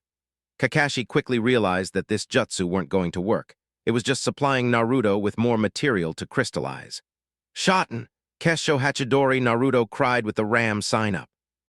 From the crystals that Naruto had just made, thousands of small hummingbirds were created. They appeared around Naruto until there were no crystals left on the ground. With an unsaid command, they attacked. They closed in quickly, aiming all over Kakashi. Kakashi jumped into the air just in time to avoid them. When they hit the ground, they created a big cloud of debris. That was a close one, Kakashi thought, thinking he was out of harm's way. Shoten, Rikaku Shuriken, Ranbu. It came from several places around the clearing. From 5 places, barrages of crystal shuriken was shot at him. Shit, he thought, before quickly performing Kawarimi no Jutsu. Naruto's shadow clones jumped out of hiding before dispelling. Naruto nodded to himself in satisfaction before jumping away. Now he just had to find the others. Naruto was jumping through the canopies when he heard Sakura scream. He quietly made his way there, making sure he wasn't detected by Kakashi. He finally found Sakura. She was lying motionless on the forest floor. He wasn't worried if she had been hurt. He knew Kakashi wouldn't take it that far. He made his way down to where she was, and after a brief examination, it was clear she was under a genjutsu. He put 2 fingers on her forehead, while the other was in a ram sign Kai. Slowly, her eyes fluttered up. As soon as she could see where she was, she quickly got to her feet, Sasuke-kun. Relax, Sakura-chan. You were under a genjutsu, Naruto said, trying to get his teammate to calm down, but she was still going on about she had seen Sasuke dying. Sakura. That got her attention. Stop fussing like that. Sasuke is fine. You were under a genjutsu. Besides, this is just a test, so there is no way that Kakashi-sensei would hurt any of us badly. That seemed to sink in, but she quickly shook her head, but I need to find him fast. We don't have much time until the test ends. She said, starting to run out of the clearing. Naruto quickly grabbed her arm. What is it, Naruto Baka? Naruto sighed at her affectionate nickname for him. I agree, but we can't just take him on one-on-one. We need to work together, all 3 of us. Sakura stopped trying to struggle his way out of his grip, and he let her go. Then she turned to face him fully, but one of us will fail. Maybe, but it's better than all 3 of us failing. None of them said anything for a few seconds. Listen, I'll give the bells to you too. You like Sasuke, right? It was an obvious question he already knew the answer on, but she blushed deeply and nodded. Good, then you 2 can be on a team together. I'll just take another year at the academy. I already failed 3 times. What is one more time to that, right? Sakura was looking at Naruto in disbelief. Was he always this nice? I kind of feel bad at how I treated him. She nodded. Okay, let's go find Sasuke-kun. No, Sasuke said. Naruto stared at the black-haired genin in front of him with outrage. Why? You both will pass. We need to work together to get those bells. Sasuke scoffed. I don't need help from a clanless loser like you to do that. Didn't seem like that when we found you buried to your neck before, Naruto replied with a bit of venom. They kept bickering like that, with Sakura just sitting between them. Now normally she would jump to the defense of her Sasuke-kun, but she could see the wisdom in Naruto's words, and she had seen what he could do with Shoten. Also, this meant that she would work together with Sasuke, and that she would be on the same team as Sasuke. But she knew they didn't have long time to do it. Sasuke-kun, we don't have very long time again before the test ends. Wouldn't it be better just to do it together and get it over with? She asked carefully, not wanting to get on the wrong side of Sasuke. Sasuke actually seemed to think about it. He looked up in the sky to see the sun's position. He scoffed, "Fine." Naruto nodded at Sakura, who was overjoyed now. 2 minutes to 12. Kakashi was standing in the middle of the clearing again. He looked over at the clock and sighed, "I guess it's just another team that doesn't pass. I actually hoped they would." Sensei's son, a Shoten user and Jinchuriki of the Kyuubi, the last loyal Uchiha, a true genius, and the girl weren't bad either. She just needs to get over her fangirl stadium. Oh well, maybe next time. It was then that 3 Narutos ran out of the tree line. He watched them coming but didn't do anything visible to counter them. They all brought their arms to what looked like a guard, Shoten, Suisho too. On their forearms, deep blue-colored crystal tantos formed. They charged forward as one, slashing like crazy at Kakashi. He could see that Naruto hadn't had this style practiced as much as the academy-style taijutsu. He kept parrying and dodging. At last, he decided that it was time to get rid of the clones. He kicked hard in one of the Naruto's stomach and it dispelled. He was just about to do the same to the second when he heard a voice shout behind him. "Katen, Gakukyu no Jutsu." Sasuke yelled, spewing out a large fireball towards Kakashi. Kakashi saw this coming and jumped out of the way. He was a little worried that it had hit Naruto, but it didn't last. As he saw them dispel, they were clones all along. He didn't have time to think as he saw a barrage kunai being cast out of one of the trees. With closer inspection, he saw that it was Sakura. He brought up his kunai and began blocking them. He had just landed when Naruto bolted out of the tree line again. He was getting closer and closer to Kakashi and was just about there when the alarm ringed. All 3 genin looked in disbelief and despair at the clock. "No, damn it, damn it, damn it, damn it, damn it," Naruto said, mentally kicking himself for not being a bit faster. A few minutes later, Sasuke, Sakura, and Naruto were tied to the logs, and as Kakashi had said he would, was eating his lunch in front of them. Naruto's stomach was the loudest, but Sasuke's and Sakura's wasn't silent. "Well then, none of you got the bells," Kakashi said. All of them were waiting for the dooming words. "You pass," Kakashi said. They stared disbelieving at him. "But you said that we would fail and be sent back to the academy if we didn't get the bells." Naruto exclaimed. Kakashi nodded. "I lied," he stated flatly. "But sensei, what was the test for then?" Sakura asked. "You 3 are the first I have passed." People I had previously were blockheads who just thought about themselves and didn't want to risk getting kicked back to the academy. They didn't want to work together because they knew one of them had to fail. But that is not how being a shinobi works, especially a Konoha shinobi. We work together, train together, and basically live together. He looked up in the sky. In the world of shinobi, those who break the rules are called scrum. But those who don't take care of their friends are even worse than scum. You guys worked together to have a chance, even though you knew one of you would fail the test. So to answer your question, Sakura, it was to test your worth as a team. Naruto looked at Kakashi as he moved around the logs to tie up the robes. "You know, he isn't that bad. He is actually kind of cool." When he had tied them up, he turned to them. "The training ends here. Everyone passes. Team 7 will start doing missions starting tomorrow." Team 7 were jumping through the forests of Konoha, pursuing their target. It was faster than any of them thought it could be. They had used hours tracking it down and now for at least 45 minutes chasing it. But they were gaining in on it. They were so close now, their target had stopped. Team 7 quickly made their way to different hiding spots around their target. "This is Sasuke, arrived at point B," it crackled through the radio. "Sakura here, I have reached point C. Naruto here, reached point A." Kakashi was listening in, supervising them. Normally, he would have scolded, as much as Kakashi now can scold people, them for taking so long, but this was no ordinary target. As soon as he heard they had reached their positions, he tapped his radio. "If you're all in position, execute capture target T." Team 7 didn't need to hear any more than that. They jumped from their hiding spots, going after the target. It was fast and dodged first Sakura's attempt, then Sasuke's. Naruto, seeing his opportunity, jumped into a tree and came at it from above. It was a success. He grabbed the fur ball-shaped target. It was, to say the least, not happy. It turned around and began attacking Naruto. The cat Tora was captured. The crackling sound of Kakashi's voice over the radio sounded, "Does it have a red ribbon on its right ear? Is it our target, Tora the cat?" Sasuke looked lazily over at Naruto, who was getting beaten up by the small brown cat, and Sakura, who was giggling at her teammate's expense. Sasuke tapped his radio. Affirmative, Tora the cat is captured again. All the genin of Team 7 were starting to hate Tora. Since they had graduated 6 weeks ago, they had had Capture Tora the Cat mission 16 times 17 with this. For some reason, the Hokage loved to give their team the most hellish missions. They had all agreed it was because of Kakashi's tardiness. At the mission delegation office. "My sweet dear Tora-chan, I missed you. I was so worried about you. My, you've gotten yourself really dirty, haven't you, dear? We will have to take a long, wet shower when we come home," a large lady in red said to the hellish cat while hugging it to death, much to the satisfaction of Team 7. They were all grinning evilly at the feline abomination from hell.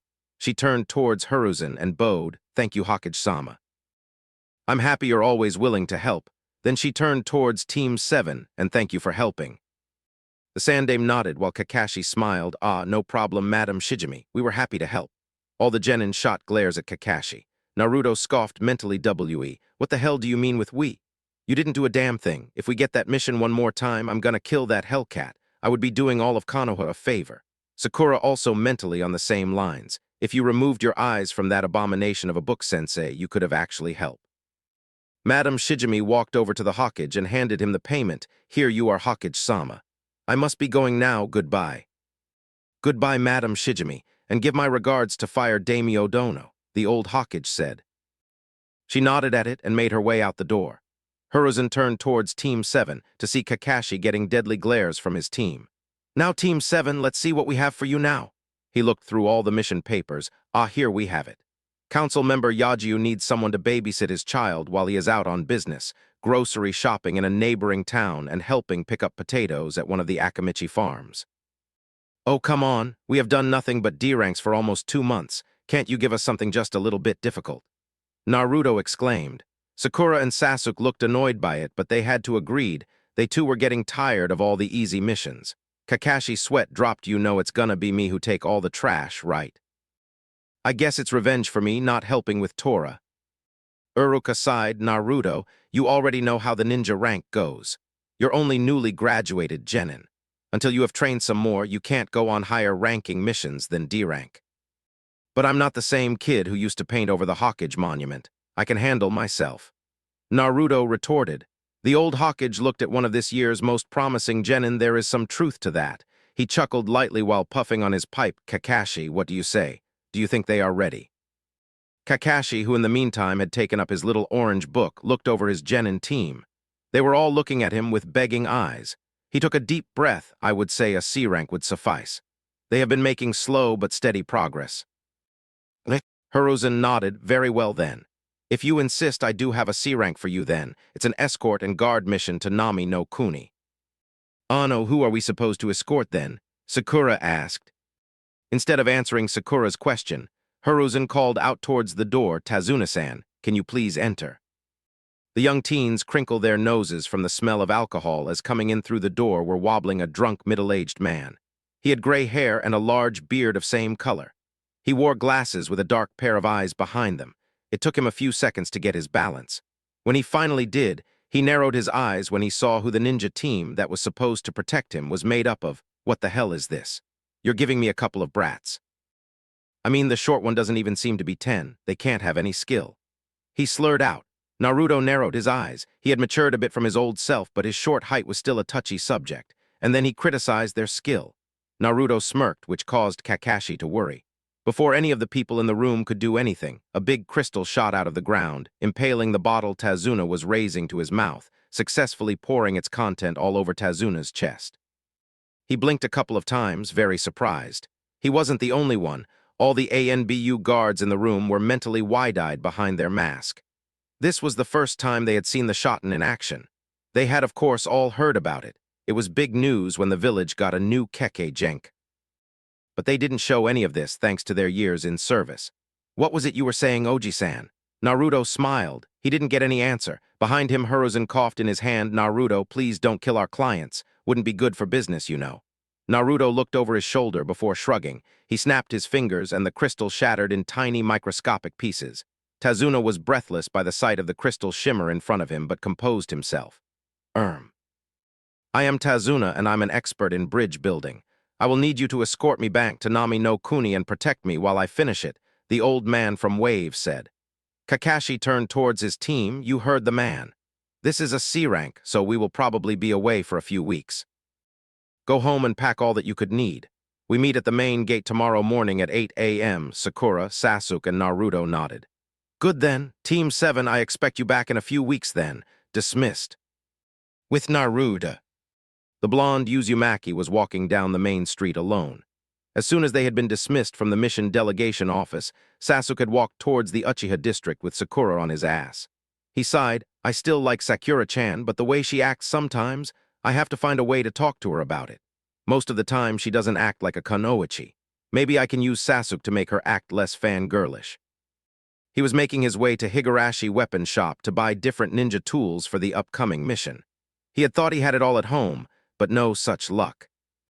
He couldn't wait till he was better at Fuinjutsu so he could make the exploding tags himself, but it was so damn hard to understand. He was only 1/4 of the way through the first beginner book. He had learned to make sealing scrolls and he was good at it, but the rest, it went slowly. It didn't really help with clones since it was him that had a hard time understanding it, but he was making progress, slow and steady. He was brought out of his thoughts when he almost bumped into someone on the street. He quickly got out of the stranger's way. He wasn't going to give the villagers any excuses to hate him more, though since he had graduated, they were concealing it more. He had made his way to the weapon shop. He was hoping to see Tenten in there. He hadn't seen her in 3 weeks. She had been given a mission, so she was away, and now he was going on one. If he didn't see her, it would probably be a few weeks more. He stepped inside and was delighted to hear a familiar voice. Welcome to Higari Hey Naruto, Tenten said, making her way out from the counter to give him a quick hug. They may only have known each other for a few weeks, but Tent had become his best friend, if not because she was his first. When she was done, she took a good look at him. It's good to see you again. Now, did you come to buy or just to say hey to little old me? She smiled at him. Naruto smiled back, well, kind of both. You see, my team has gotten its first C-rank mission, so I need to restock all my ninja tools, like explosion tags, smoke and flash bombs, things like that. And then I hope to run into you before I was going away. She nodded and began to take all the different articles from the shelves and put them on the counter. When she got to the kunai and shuriken, Naruto shook his head. I won't need those. Tenten frowned. I know you told me you like hand-to-hand combat and ninjutsu combat more, but you will need weapons. That wasn't what I meant. Naruto looked around the store just to make sure they were alone. While most of the higher-ups ninja knew of his shoten abilities, there weren't many others that did, and he planned to keep it that way for as long as he could. I can make them myself, he said, holding his hand up, conjuring a crystal shuriken. Tenten gasped, how did you do that? She motioned to take it, but quickly stopped herself and looked at him. Can I take a look at it? Naruto nodded. She took it from his hand and looked closer at it. She was, to say the least, impressed. There were such detail, and she couldn't find any weakness in the way it was built, even though it should be fragile. In fact, it was the opposite, it was sturdy. When she was done, she made motion to return it to Naruto, but he shook his head. You keep it. I can make 1,000 others in no time. She smiled at him, bigger than before. She put it down in her pocket, making sure it was safe. She looked at him again. You still haven't answered my question. How did you do that? Naruto's face turned serious. You can't tell this to anyone, okay? She nodded. She weren't going to betray one of her closest friends. I have Shoten Kekkei Genkai. I found out just after I graduated, and before you ask, yes, the Hokage knows, and so does all the higher-up shinobi. Tenten was stunned, but regained herself. Somewhat, so how does it work? Well, I haven't really figured it all out yet, but it seems like I can crystallize anything with a mass, such as earth, water, wood, and so on. But I can't crystallize energy, such as lightning, wind, and chakra. The only exception is my own chakra. I'm guessing it's because I'm so tuned into it. If I had to guess, I would think that if I spent enough time on, let's say, a lightning bolt, I would be able to crystallize it. But because it only lasts for a few seconds at most, I wouldn't be able to do it. And all lightning bolts have a different energy signature, so it wouldn't help to try it out on 1,000 different. Tenten nodded, satisfied with the explanation. She was happy he was willing to share like that to her. She could see it was one of his big secrets. He still wouldn't tell her why all the villagers seemed to hate him so much, but she guessed it was just a matter of time. She walked over the cash register and typed all the items in Naruto was planning to buy. Okay, that will be 865 yen. Naruto took the money out of his wallet, Gama-chan, and put it on the counter before putting all the items in various pockets in his outfit. Tenten was still amused by his little frog wallet and the fact that he had named it. Tenten, do you want to go grab something to eat? I probably won't be back for a few weeks, Naruto asked. Tenten looked thoughtful for a second. 1 second. I just got to ask Dad if he can watch the counter. She ran out back for 20 seconds and came back with a smile. It won't be a problem. Now, where do you want to go? She asked, already knowing the answer. Naruto smirked at her. Do you really have to ask? Ikaraku Ramen, of course. 30 minutes later at Ikaraku Ramen. Naruto and Tenten walked into the small stand. Hey, Teuchiajasan, I am Nisan. Teuchi and Iam, who were standing and making noodles, turned around to face where the voice had come from. Iam were the first to speak, Naruto-kun and Tenten-san. Let me guess, the usual. She asked with a smile. Both nodded. You bet, Nisan. The old ramen stand owner chuckled deeply, coming right up. Both of them turned to continue making the noodles and soup. While they were waiting for the ramen, Naruto turned towards, by the way, you never told what your mission was about. I got told you were on one from Kaito. Yeah, sorry about that. I tried to find you but obviously couldn't and we had to go fast. My sensei is rather eccentric and he makes everything into a competition, she said, dropping her head at the end. Guy was a good sensei and all, but she could use a holiday from all the craziness. No worries. Now, what was your mission about? There had been some bandit raids on some small villagers down by the border to Kawa-no-Kuni, so the villagers had hired us to track them down and take care of them. Tenten told Naruto about the mission, how they had gone from village to get information, and to how they tracked down and took care of the bandit groups in the area. In the meantime, they had gotten their ramen, and Naruto was on his third. Sounds like you had your work cut out for you, huh? Naruto asked, inhaling some more noodles. Tenten looked at her friend with a smile. She had tried more than once to get Naruto to eat with some manners. She had had some success with Dango, but with noodles, according to Naruto, it was Kami's gift to mankind, and he couldn't get enough of it. Yeah, but I have a good team. I trust them, no matter how weird they can be. Naruto sighed. I wish I had a team like that. Is it still about Sasuke? Yeah, he just doesn't want to work or train together. He says that I would drag him down. He made quotation marks in the air to what Sasuke had said. I just can't win with that guy. I'm probably one of the people in the village who understand him the most. I never knew my parents. Of course, I can't put myself in his place. To have all that love just for it to get taken away, he trailed off. Tenten could see he didn't like to talk about that, so she tried to get the conversation to move on. Then what about that girl? Sakura was her name. Yeah, Sakura. Well, she is nicer to me than she was at the academy, but she doesn't really act like a kunoichi. She is all about diets, her hair, what clothes she wear, and if Sasuke likes it. I like her, but I wish I could talk some sense into her. Ouch, I had a couple of fangirls on my class too. They haven't really made it far, so it would be good if you could talk to her. He nodded at that. She took another mouthful of ramen. Now I've told you about my mission. Why don't you tell me about yours? It was your first C rank, right? Naruto brightened up when she asked. She loved her blonde friend's antics. Yes, it's our first C rank. We're supposed to escort some old drunk named Tazuna to Nami no Kuni and then guard him while he finishes some bridge there. Tenten shook her head at her friend's bluntness at describing people. He hadn't really learned what should be thought and not said. Well, good luck then. It's a C rank, so you shouldn't get into something you can't handle, especially with your little gift, she said, referring to his crystal powers. Naruto nodded thanks. They were silent for a bit while eating their food. Naruto broke the silence. Do you have any chakra weights at your shop? I read that they can help you with your speed and strength. I was really planning to wait till I could make restriction seals, but it's going slower than I had anticipated. So for now, I will have to go with weights. I tried to look for them while you were gone, but couldn't find any, and I never got to ask Kaito. Tenten finished what ramen she had in her mouth. You wouldn't be able to find them. There aren't many that buy them, so we will have to order them. I can do it later back at the shop. They should be here when you're back from your mission. Thanks, Naruto said, taking another inhaling of ramen, now on his 5th bowl. So it's here where you were hiding, and with a girl nonetheless. I'm so proud. I hope I didn't interrupt anything. A voice came from behind them. Both of the genins spun around on their chair to be faced with a big white-haired man.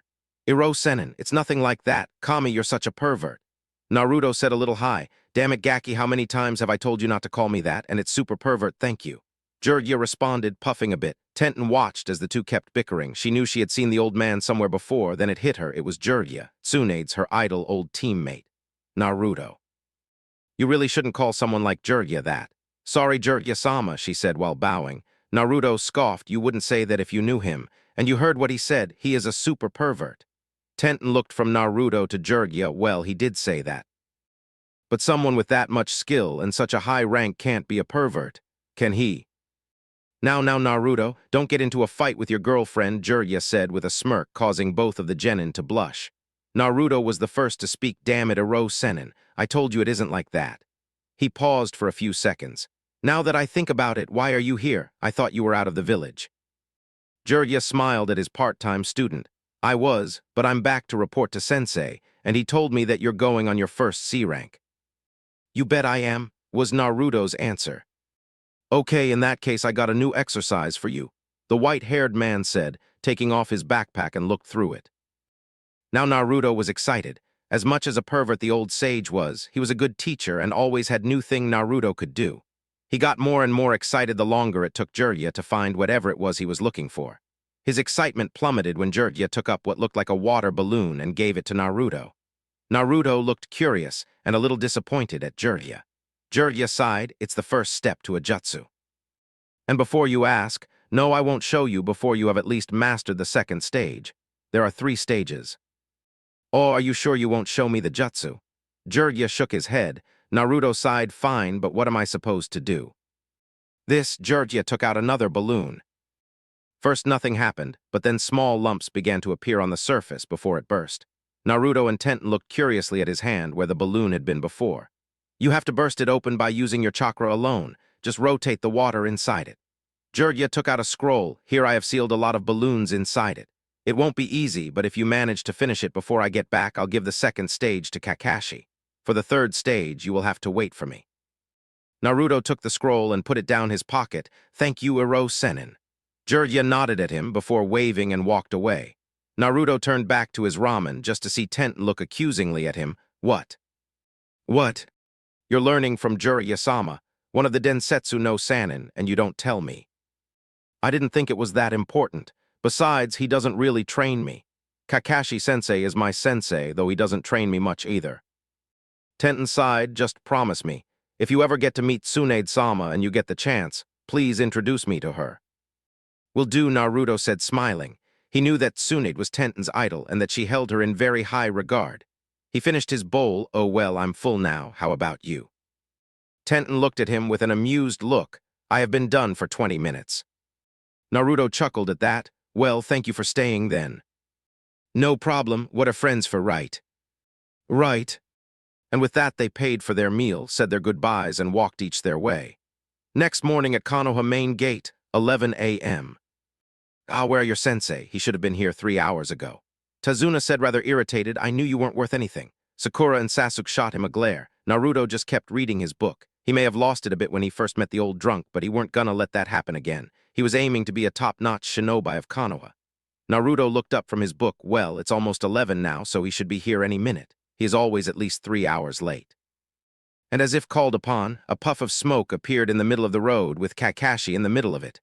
You're late. Sakura screeched, making everyone else wince at the volume of her voice. Sorry. You see, a cat crossed my path, so I had to take another way, and then I saw an old lady trying to get across the street, and I just had to stop to help her over. All the persons present just gave him a look that said, you don't really think you're fooling anyone, do you? Anyway, it seems like we're all here, so let's get going. Remember all the stuff you have packed. Sasuke scoffed but picked up his backpack. He took a look at Naruto. He couldn't see any backpack. Dobi, aren't you forgetting something? Naruto was putting his book down in his pocket. No, what should that be? It was Sakura who answered, what about the things you should have packed? Naruto shrugged and held up 2 scrolls. It's in here. Way easier than carrying around a heavy backpack. Kakashi raised an eyebrow. He had seen that Naruto was reading Fuinjutsu books, but he didn't think he was this far in it. He stopped Sakura and Sasuke from digging more into it. Okay, it seems you all have your stuff, so let's get going. With that, Tazuna and Team 7 walked out the gate, making their way to Nami no Kuni. Team 7 was walking down a road in the middle of the forest surrounding Konoha. They had only left said village a few hours ago and had some days of journey ahead of them. Tazuna was walking in the middle of the group, with Kakashi walking behind the rest, pretending to read his little orange book while giggling perversely, to complete the illusion. He didn't think much was going to happen on this mission, maybe a few thugs, one or two bandits, but nothing his team couldn't handle. But he knew he had to keep an eye out. He was responsible for the safety of his team, and he wouldn't let anything happen to them, even if it meant giving his own life in the process. In the front, Sasuke was walking, with Sakura trying to get his attention by trying to start a conversation, but she wasn't very successful. All she got in return was scoffs, and if she were lucky, a couple of HN from didn't matter that much to her. She just kept telling Sasuke of her life, all the things she wanted for the future, and so on. Naruto was walking on the right side of Tazuna while enjoying the day. He was working on the water balloon that Jiraiya gave him, but he hadn't had much luck. So far it would only bent one way, nothing what Jiraiya's balloon had looked like. But he kept trying. He looked over at Sakura and Sasuke. Now she even let her fangirlish tendencies disrupt missions. She is supposed to walk on Tazuna Ojisan's left side to guard him. I guess it doesn't matter much right now. This is only a C rank, but I really got to figure a way to get into her head that she got to start taking being a kunoichi serious. If not, she could be killed, or one of us could try to protect her. Eventually, she ran out of things to talk to Sasuke about and turned towards Tazuna. Tazuna-san, can I ask you about something? Tazuna looked at the little pink-haired girl. What is it? You're from Nami no Kuni, right? She asked curiously. What about it? He asked, just a little irritated. Tazuna was an old man and he wasn't known for his patience. I was just wondering why you didn't use ninja from your own country. Don't you have a village there? It was Kakashi who answered, no, there are no ninja in Nami no Kuni. Some countries are too small, too poor, or simply don't want or need a ninja village. For Nami, it's the latter. It's remote and isn't influenced or influencing easily by other countries, so there is no need for a ninja village. If a small country like Nami needs help from shinobi, they get it from a village from another country like Konoha. Tazuna nodded, you're quite right, and left it at that. After that, they walked in silence, only interrupted by Sakura trying to get Sasuke to talk again from time to time. They continued like that for a few more hours. They were almost out of the forest when Naruto noticed something. It was a little pool of water in the middle of the road. He frowned, that's odd. It hasn't rained for over 2 weeks, in fact, it has been quite the opposite. There hasn't been more than a few clouds on the heaven, and it's been baking hot. And yet here in the middle of the road, in a month where the sun has been high in the sky, there is a water puddle. He thought for a few seconds, trying to figure out how it could be. Could it be? He looked back at Kakashi, who subtly nodded without taking his eyes off his book. They continued forward. They passed the puddle without either of Sakura or Sasuke noticing the oddity. When they had passed it by a few meters, it quietly morphed into 2 persons. Kakashi and Naruto had noticed it, but didn't show. Quickly, one of the persons threw the other, retracting the kunai chain that was connecting the 2 through gauntlets. They quickly wrapped Kakashi in it before stopping on each side of him. The rest of the group turned around. Tazuna, Sasuke, and Sakura looked shocked, while Naruto acted like it, but in reality he knew that Kakashi had a plan. Naruto took a closer look at the 2 now obvious shinobi and saw their Hitaites Kirigakure. What are Kiri-nin doing here? The 2 Kiri-nin retracted the kunai chain, slicing what appeared to be Kakashi in half. First one down, the one on the left said. They quickly disappeared in a blur of speed, only to reappear behind Naruto, second one. Their chain began to extend out, trying to wrap itself around Naruto. He wouldn't have any of that. He stomped in the ground, making a small wall of crystal appear between him and the Kiri-nins. They were stunned, and before they could react, a shuriken followed by a kunai impaled their chain on a tree behind them. Sasuke was up in the air going through some hand signs. He took a deep breath before spewing out a large fireball, Katen, Gakakyu no Jutsu. The Kiri-nin tried to pull the chain out of the tree, but quickly realized that they couldn't. They snapped the chain from their gauntlet and dodged by jumped each their way, but they weren't finished yet. One of them charged towards Sasuke and the other towards Tazuna, both planning to strike their target down with their claw. Sakura quickly got in front of Tazuna with a kunai in her hand. I have to protect him. He is our charge. But how? How can I do this? She trembled lightly. Stay back, Tazuna-san. Naruto saw this. He wasn't concerned about Sasuke. As much as an ass he was, he could take care of himself. But it was another story with Sakura. This was exactly what he had feared might happen. He saw the Kirinin get closer and closer to the pink-haired Kunoichi and knew he had to do something fast. Quickly he went through hand signs and slapped his hand down on the ground, shotten, Suisho no Hashira. Before the shinobi from Kiri could react, he was shot 7 meters into the air by a crystal pillar that had appeared under him. He narrowed his eyes when he looked down and saw the blonde ninja holding his hand palm on the ground. Naruto smirked, "Your battle is with me." Naruto quickly glanced over at Sasuke before his own battle started. He was doing okay as far as he could see. He were dodging most attacks and quickly japing to counter. He looked back at his own opponent who was jumping down from the pillar. He looked at Sakura. His eyes were full of fear. He nodded at her with a smile. It seemed to help a little as she tried to smile and nodded back at him. Naruto jumped back to dodge the claw that was slashing at him from above. The Kirinin was glaring at him. Naruto just smirked. "Now, you can't expect me to nicely stay in one place. That would just be too easy now, wouldn't it?" He only got a growl in response. The Kirinin began slashing at Naruto, who dodged it each and every time. Naruto jumped back after 30 seconds of that and laughed a bit. "You will have to do better than that." Sasuke heard Naruto laugh and looked over to see how easily he was handling his opponent. It angered him, trying to show me up, "Are you doby? Not going to work? I'm gonna get my opponent down in no time." He thought as he ducked under yet another strike, only to counter with a kick in the stomach, which pushed his opponent back a meter or two. He charged his opponent and unleashed a flurry of punches and kick from his Uchiha style. This caused him to be left open, not going unnoticed by the Kirinin. He slashed towards Sasuke's not open ribs. Sasuke saw it but couldn't block it. He wasn't fast enough. Just before it hit, a couple of crystals shot up from the ground, blocking the attack. "Team, get your game together. I can't fight both our fights." Naruto yelled, jumping over a strike and kicking his opponent in the face. Sasuke scoffed. In Naruto's fight, he was the clear superior. The longer they fought, the more of an advantage he had. The Kirinin kept slashing at him, exhausting himself like that. Sasuke's were another story. They were close to equals, and it didn't help that Sasuke didn't keep his head cool.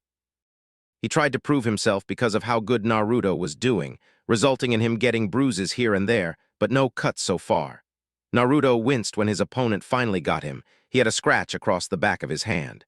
Naruto decided that he had had enough of it. "Sasuke, throw yours over here." Sasuke looked annoyed by the fact that his blonde teammate was giving him orders, but complied. The next time his opponent slashed at him, he grabbed his arms and threw him over at Naruto's opponent. They knocked each other to the ground, and Naruto went through a seal's Kesho Purizumu. 3 glass-thin red crystals grew out of the ground, encasing the Kirinin in a prism. But Naruto didn't stop there. He went through another set of seals before slamming his hand on the red crystal, shotten, banning Gukasoku. From the sides of the crystal prism, chains shot out, wrapping around the 2 enemy shinobi. When it was done, Naruto lowered the prism, only leaving the 2 Kirinin sitting on the ground. Before they could react, Naruto knocked them both out by slamming them on the neck. That's when Kakashi came out of the tree line clapping. "Very good, I'm impressed," he said with an eye smile. Sakura and Sasuke watched him with wide eyes before glancing over where they thought they had seen him getting sliced in half. There were only wood pieces left there, a clear evidence of a kawarimi. Naruto just watched passively.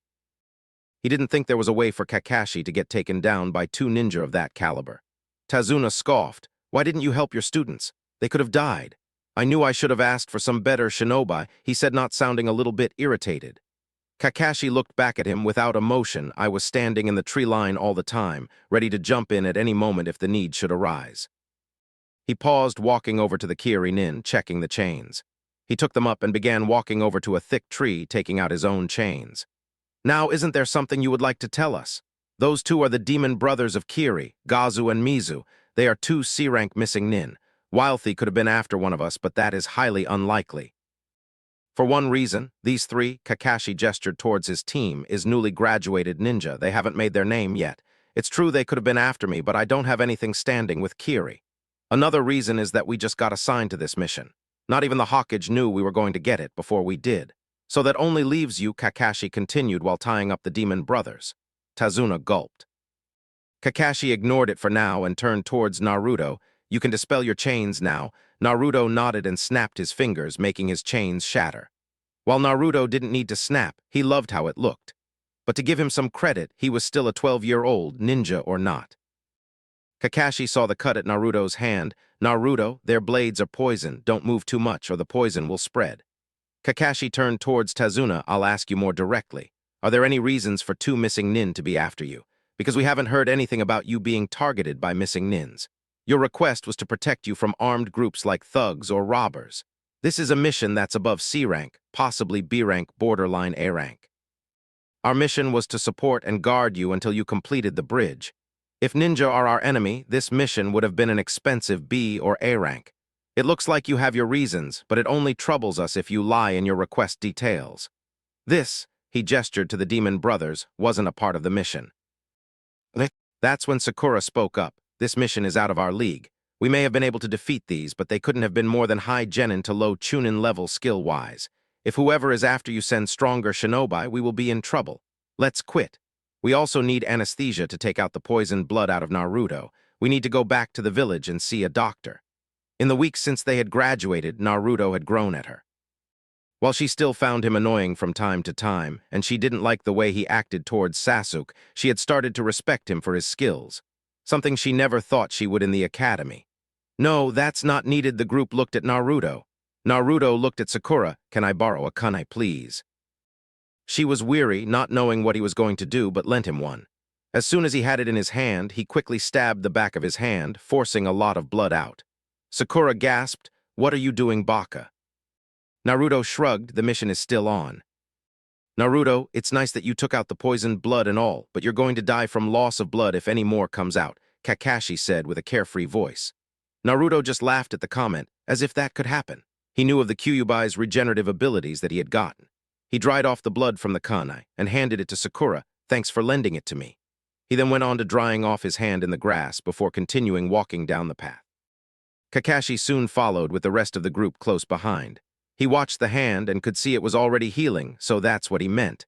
It must be the Kyubai's power. He knows more about it than I would have thought. Fortress, unknown location. Failed. I spent a lot of money to hire all of you because I heard you all were skilled ninja.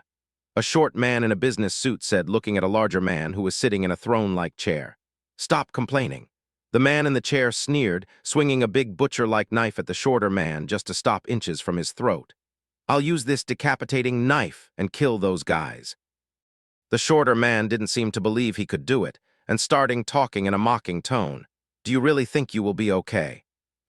It looks like the enemy has hired good shinobi, and since the demon brothers failed in the assassination, they'll be more cautious, so it won't be easy. Who do you think I am? The sword-wielding person said, not liking the tone the shorter man was speaking to him in. Mamachi Zabuza, was called the demon of Kirigakure. The shorter man looked at him. Fine, do what you want, but I expect him to be dead, and soon, he said, walking away. Team 7 campsite later that night. Naruto was sitting on a hill at the edge of the camp. Kakashi had taken the first watch, and he was taking the second. He was sitting reading the book on Fuinjutsu. He almost understood the concept behind the explosion tags, but he knew he couldn't make them yet. He made a note to himself to have his clones work on his handwriting. He wasn't ashamed to say that it sucked. He hadn't really needed it, until now. He heard steps behind and looked over his shoulder to see Sakura walking towards him. He turned to his book again. Can't sleep. No, her voice sounded behind him. Hey, aren't you supposed to keep watch? She asked a little accusingly. Naruto didn't answer. Instead, he pointed to places at the edge of the camp. She looked to see a couple of cage bunshin. Oh, sorry. No problem, he flipped a page. Why can't you sleep? She hesitated. She didn't really know if she wanted to share this with Naruto. She sighed and sat down a meter beside him. I keep thinking about the battle. And then now, how tired Sasuke is because of it, I don't know. This time it was Naruto's turn to hesitate. This was the moment he had waited for, the moment he could try to get her to act more like a kunoichi instead of a fangirl. I have some advice, but I don't know how much you're going to like it. She just looked at him as he continued, you need to get it together. We're shinobi now, we aren't just students. If it had been only you today, Tazuna and you would have been killed. Sakura frowned. She didn't like it, but he was true. What would you have me do then? Stop being a fangirl was the response. I'm not a fangirl. Naruto looked up from his book and gave her a look that said, are you kidding me? She sighed, okay, maybe just a little bit. Naruto shook his head with an amused grin on his lips, tried to take being a kunoichi more serious. Don't go on diet, you need the energy the food gives you. If you train without it, you will just become skinny. And not the good skinny you want, I mean bad, unhealthy skinny. I don't think Sasuke would like that very much. She blushed like she had just found out her secret crush and then start training. Stop caring so much about your clothes, hair, and so on. Start focusing on training more. He paused, and for the record, it may even help your chances with Sasuke. It hurt a bit to say that to the girl he had a crush on. Sasuke is attracted to power. So if you become a powerful kunoichi, you may even get him. Sakura nodded. She didn't like everything that was said. She needed to think about it. She rose and started walking back to her tent, but stopped and turned halfway around. Thank you, Naruto.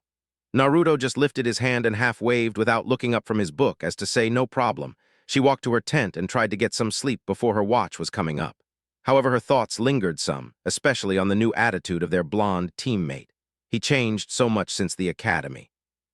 And ever since learning he has a Kekai Genkai, he has been more responsible. He still acts only a little goofy, but he does not even ask me out on dates anymore. For whatever reason, she felt a ping in her heart from that. He still calls her Sakura-chan, but overall he has acted much more appropriate to her. Yet something still mewled at her. I really like this Naruto, but kind of miss the old one. Early next morning, Team 7 and Tazuna were sailed in a little boat in the thick morning mist. They were sailing from the mainland to the largest island of Nami no Kuni. The boat didn't even have a motor. It was propelled forward by a guy who was slowly paddling, trying to make as little noise as possible. The mist is so thick, I can't see anything in it, Sakura stated. No one answered her right away, but Tazuna broke the silence. We should be able to see the bridge soon. If we sail alongside the bridge, we should be in Nami no Kuni soon, the paddling guy said. And as if on command, the bridge appeared out of the mist. The genin were stunned. It was huge. They had never seen anything like it. Wow, that's unbelievable. Naruto said a little highly while the other genin nodded in agreement. The paddling guy didn't like it. Hey, be quiet. We're using this boat and hiding in the mist. That's why I'm rowing instead of using an engine. In other words, if we get caught, we'll be in serious trouble. Sorry, Naruto said lowly. Kakashi was looking at the old bridge builder, Tazuna-san, before the boat gets to the pier. There's something I need to ask you. Tazuna looked like he knew what was coming. Who are the people who are after you, and why are they after you? That'll we call the mission when you get ashore and return to Konoha. All the eyes of the Konoha shinobi were on Tazuna. It looked like I have to tell you the real story. I mean, I would like for you to hear my story. As you said, he nodded towards Sakura. This mission is most likely out of your job description and capabilities. He paused. No one was commenting, just looking at him intensely. An extremely terrible man is after my life. Who is it? Sakura asked. You should have all at least heard of the name. Marine transportation billionaire Gadu. That surprised Kakashi. Gadu. The one from the Gadu company. He's one of the richest men on the elemental continent. Tazuna nodded. Yeah, he is the president of the Gadu company on the outside. But underground he uses gangs and ninjas to smuggle drugs and contraband goods. He also does a nasty jobs like takeovers of other companies and small countries. And 1 year ago, he set his sight on Nami no Kuni. He entered this country using violence and wealth as his shield, and he quickly took over the island's sea traffic and transportation. Of course, Naruto said, bringing all eyes on him. Of course, what Dobi? Sasuke asked, irritated that Naruto apparently figured something out before him. If you wanted to take over a country like Nami, what would be the first thing you were going to do? Neither Sakura nor Sasuke answered him. Take over the shipping industry. If you control that, you control everything in a country like this. They use the shipping industry to get things from the mainland, to transport stuff between the islands and so on. In a country like Nami, controlling the sea means ruling over the wealth, politics, and the people. By taking over the shipping industry, you effectively control close to everything in a country like this. Sakura was wide-eyed. He actually paid attention. I thought he slept through the studies. You're quite right, Tazuna nodded in agreement, and the one thing Gadu fears is the completion of my bridge, which has been under construction for quite some time. Sakura seemed to be thinking, I see. So you, as the one building the bridge, became an obstacle to him. Then those ninjas were sent by Gadu, Sasuke concluded. Kakashi turned back to look at Tazuna, but what I don't understand is this. He's a dangerous man that uses shinobi. Why did you hide that fact when you came to us? It wasn't him that answered, but Naruto, isn't it obvious, Kakashi-sensei? Kakashi looked questioning at Naruto. Gato has taken over the economy of this place, so the people here can't have much money to begin with. And then add the fact that they are building the bridge, they have even less. I'm guessing they didn't have enough money to pay for a higher ranking mission. But if you ask me, Sandame Jiji would probably have made a deal with you guys, though you wouldn't know that. You're right again. Nami no Kuni is a really poor country. Even the feudal lord doesn't have much money. We don't have the money to request for an expensive B rank or above mission. If you quit your mission after I land, I'll be killed for sure while I go home. He paused, but there's no need for you to blame yourselves. Only my cute 8-year-old grandson will cry and cry and cry some more. Naruto got a feeling he knew where this was going, and my daughter will hold a grudge against Konoha and its shinobi and live a lonely life. He paused again, looking around at the sweat-dropped faces of the Konoha. But it's not your fault. Kakashi seemed to be thinking for a second. I guess it can't be helped then. We will continue to escort you. That's good to hear. It hadn't been much longer after that conversation before they had seen shore. Now they were walking down one of the many paths in Nami no Kuni to Tazuna's home. Team 7 was on guard. Now that they knew what they were up, knew that Gato probably would send stronger shinobi next time. They were walking cautiously down one of the many roads in Wave. They were surrounding Tazuna, Kakashi taking the rear, Naruto taking the front, and Sasuke and Sakura taking the flanks. Suddenly, Naruto conjured a couple of shuriken and threw them into some bushes. The rest of the team stopped in their tracks, holding their kunai in defensive positions. They kept their guard up. Then Naruto blinked a few times. Sorry, I thought I heard something over there. You're such a doby, Sasuke said, putting his kunai down his kunai holder again. Kakashi nodded at Naruto before heading over to the moved it away, finding a dead white-furred bunny. Kakashi frowned. That's a snow rabbit, but what's with the color of its fur? They only have white fur during winter when the days are short. He looked around the tree line, trying to spot anyone close by. That means it is a rabbit that was raised inside a place where the sun isn't a factor, highly likely for the Kawarimi no Jutsu. He kept looking around, not going unnoticed by Naruto and Sasuke. Sasuke had been shown up by Naruto more than he liked in the past few days. They readied themselves. Kakashi spotted a sliver of silver in the corner of his eye. Everyone, get down. A big butcher-like sword were flying through the air, heading towards where Tazuna was standing. Naruto took action first, grabbing Tazuna's sleeve and ducked, forcing the old man with him.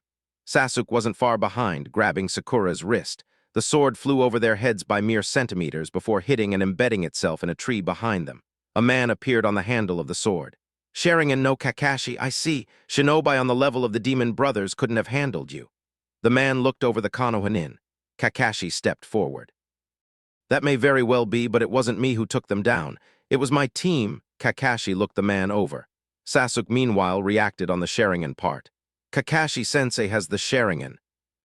But I thought only members of my clan had it, he frowned, then smiled a bit, as much as Sasuke can smile anyway. I guess I can learn a thing or two from him after all. Mamachi Zabuza, also known as the Demon of the Hidden Mist. Current status, missing nin. Forced into hiding after an unsuccessful coup d'etat against the Yonde Mizukage, Kakashi looked back at his team. Team, stay back. You'll only get in the way. Sasuke scoffed at that. Why? We took the demon brothers down pretty easy. Now it was Naruto's turn to scoff. Sasuke turned towards him. Do you have something to say? Yeah, the demon brothers must have hit your head pretty hard. The demon brothers were high genin to low chunin level. Mamachi Zabuza, on the other hand, is at low to mid ANBU level. We wouldn't stand a chance.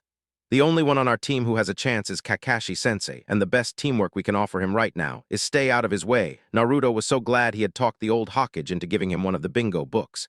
He had memorized it, so he would know when to fight and when to run. Sasuke just scoffed. Kakashi nodded approvingly back at Naruto. Now, we can do this in one of two ways. One, you simply hand over the old man, and I let you go without a scratch, Zabuza's voice sounded. Then he smirked, jumping down from his spot on the sword, taking it with him down. Or two, you refuse, and I kill you all before you can count to 5, he finished, getting into his battle stance. Kakashi looked seriously at Zabuza. If he is our enemy, Kakashi moved his hand up towards his hit-yate, pulling it up slightly. I can't afford to hold back. He pushed the hit-yate the rest of the way up, exposing his left eye, the Sharingan. He turned his face slightly to see his team out of the corner of his eye, everyone from the swastika formation. Protect Tazuna-san. The 3 genin were fast, taking the position. Tazuna in the middle with the three genin standing around, Sakura and Sasuke having regular kunai up in front of them, and Naruto having a crystal version. Oh, I'm honored. I get to see the famous Sharingan right of the bat. This will be interesting, he continued while a thick mist was forming, but let's cut the chit-chat now. He vanished in a blur of speed before reappearing on top of a lake. The three genin were surprised and impressed by the speed, but it quickly turned into fear. They realized they didn't have chance whatsoever against him. Zabuza stood with half the ram sign in front of his chest while his other arm was pointing up.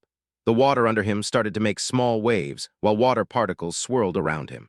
He's putting a lot of chakra into the water, Kakashi noticed. He brought up his kunai, ready to charge. He didn't make it before Zabuza casted his jutsu. Kirigakure no jutsu, the mist peaked. Team 7 couldn't see 3 feet in front of them. The genin couldn't see Kakashi anymore and tightened up their stance. 8 points, it sounded from everywhere and nowhere.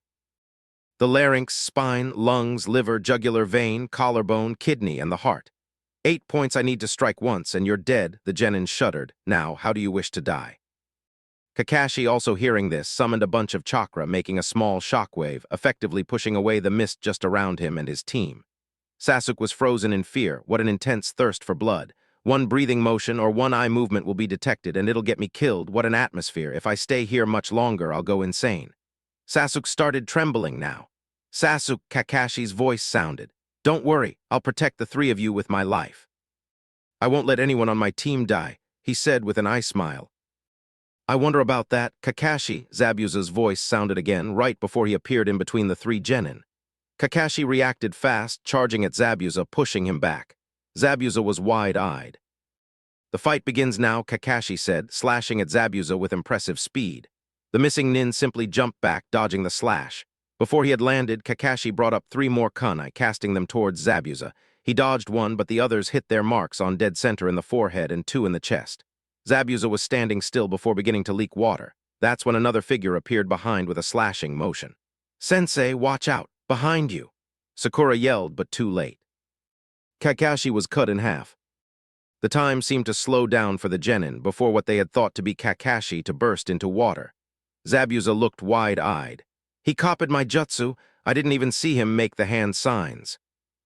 Kakashi appeared behind Zabuza, holding up a kunai close to his throat. Zabuza sliced his sword towards Kakashi, who quickly blocked with his kunai. He hadn't expected the force, though, and was forced out on the lake. Zabuza was close behind, standing a couple of meters away facing his opponent. I must say you live up to your nickname, Copy Ninja Kakashi. I am impressed, and I'm not easily impressed, Zabuza voiced. But now we're in my element, he started making hand signs. Kakashi did the same signs at the exact same moment. When they were through with the signs, both of them yelled Suten, Suryuden no Jutsu, 2 great dragons shaped out of water morphed out of the waters, heading for the other. They collided with great force that caused a shockwave. The 2 jounin guarded themselves. Zabuza looked in shock at his opponent. How did he do that? He didn't simply copy my jutsu, he used it the exact same time. Could he be reading my mind? It came from Kakashi. Zabuza looked even more shocked than more, but quickly reined it in. I don't know what you did, but it ends here. Zabuza charged again, closing in, forcing the 2 shinobi to use taijutsu. Zabuza sliced at his opponent, but Kakashi blocked with his kunai. Zabuza frowned, putting more force into it. He won the struggle, forcing Kakashi underwater. Kakashi quickly swam to the surface again. What the matter with this water? It's so heavy. He thought while climbing up on the surface again. Zabuza grinned at that. I'm afraid you've fallen into my trap, Kakashi. He appeared behind the half-submerged Kakashi and went through some hand signs again. Suiro no jutsu. Kakashi looked back at Zabuza, who were standing with a hand extended towards him. Shit. The water quickly formed a sphere around him and Zabuza's hand. I thought I could use the water as cover, but it turned out to be a mistake on my part, Kakashi thought, while trying to think of a way to get out of the water prison. Zabuza laughed. I told you this was my element. You give me a hard time when you're moving, but now that won't be a problem. He looked over at Tazuna and Team 7. Now then, Kakashi, I'm going to finish you off later. First, I'm going to get rid of them. He made a hand sign. Mizubunshin no Jutsu, a water clone, appeared. Back at Tazuna, Team 7 was staring wide-eyed in fear. Kakashi had been captured. They were all trying to figure a way out of this mess.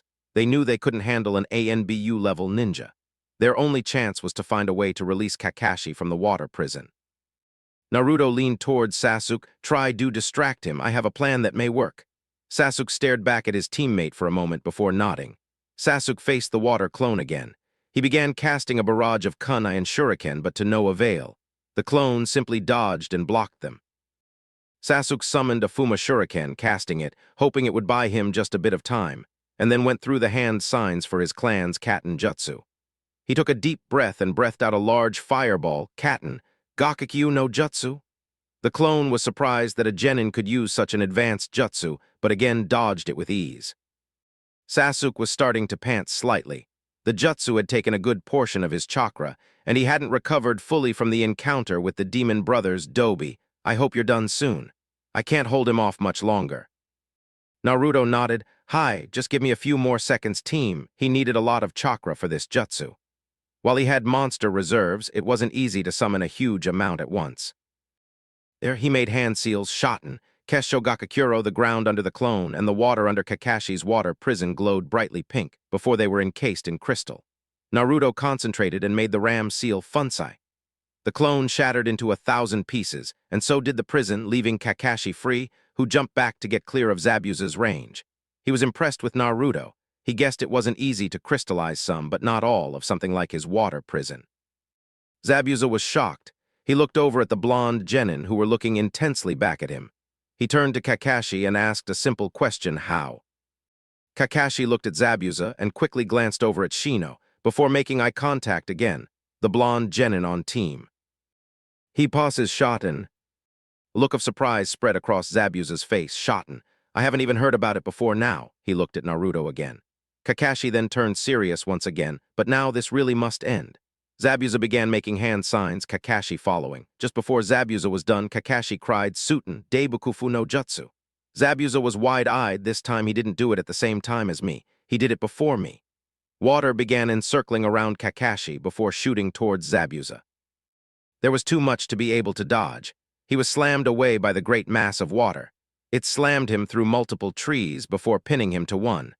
Before he could look around, 3 kunai flew towards him, impaling him in different spots. Kakashi jumped and stood on a branch of the tree while the water resided.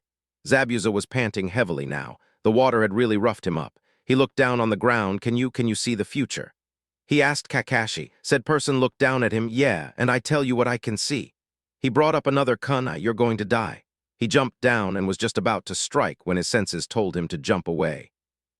He did so only to see 3 senbon needles hitting Zabuza in the neck. His eyes rolled back in the head and his body fell to the ground lifeless. Kakashi and Team 7 were stunned. They looked back to where the senbon needles had come from.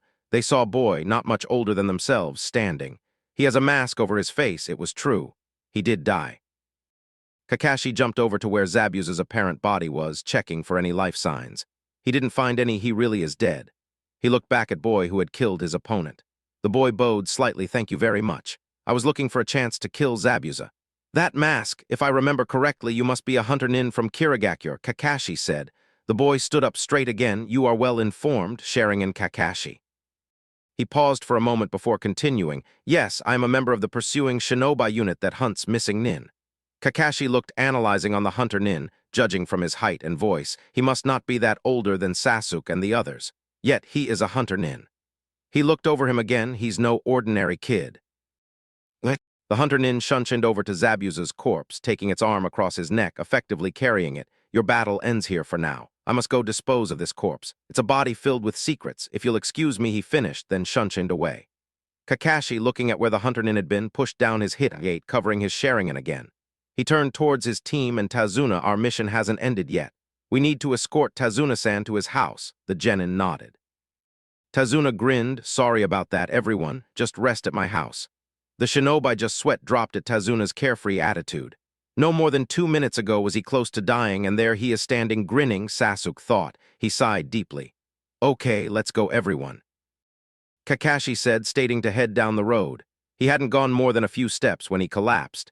His team was besides him quickly with Sakura examining him. He looks okay. I can't be sure, though. She turned towards Tazuna. How long is there to your house? Tazuna looked down on Kakashi. It's just up the road. Shouldn't be more than half an hour away by now. Sakura nodded at that. That's all for now. If you enjoy, then please like, share, and do comments.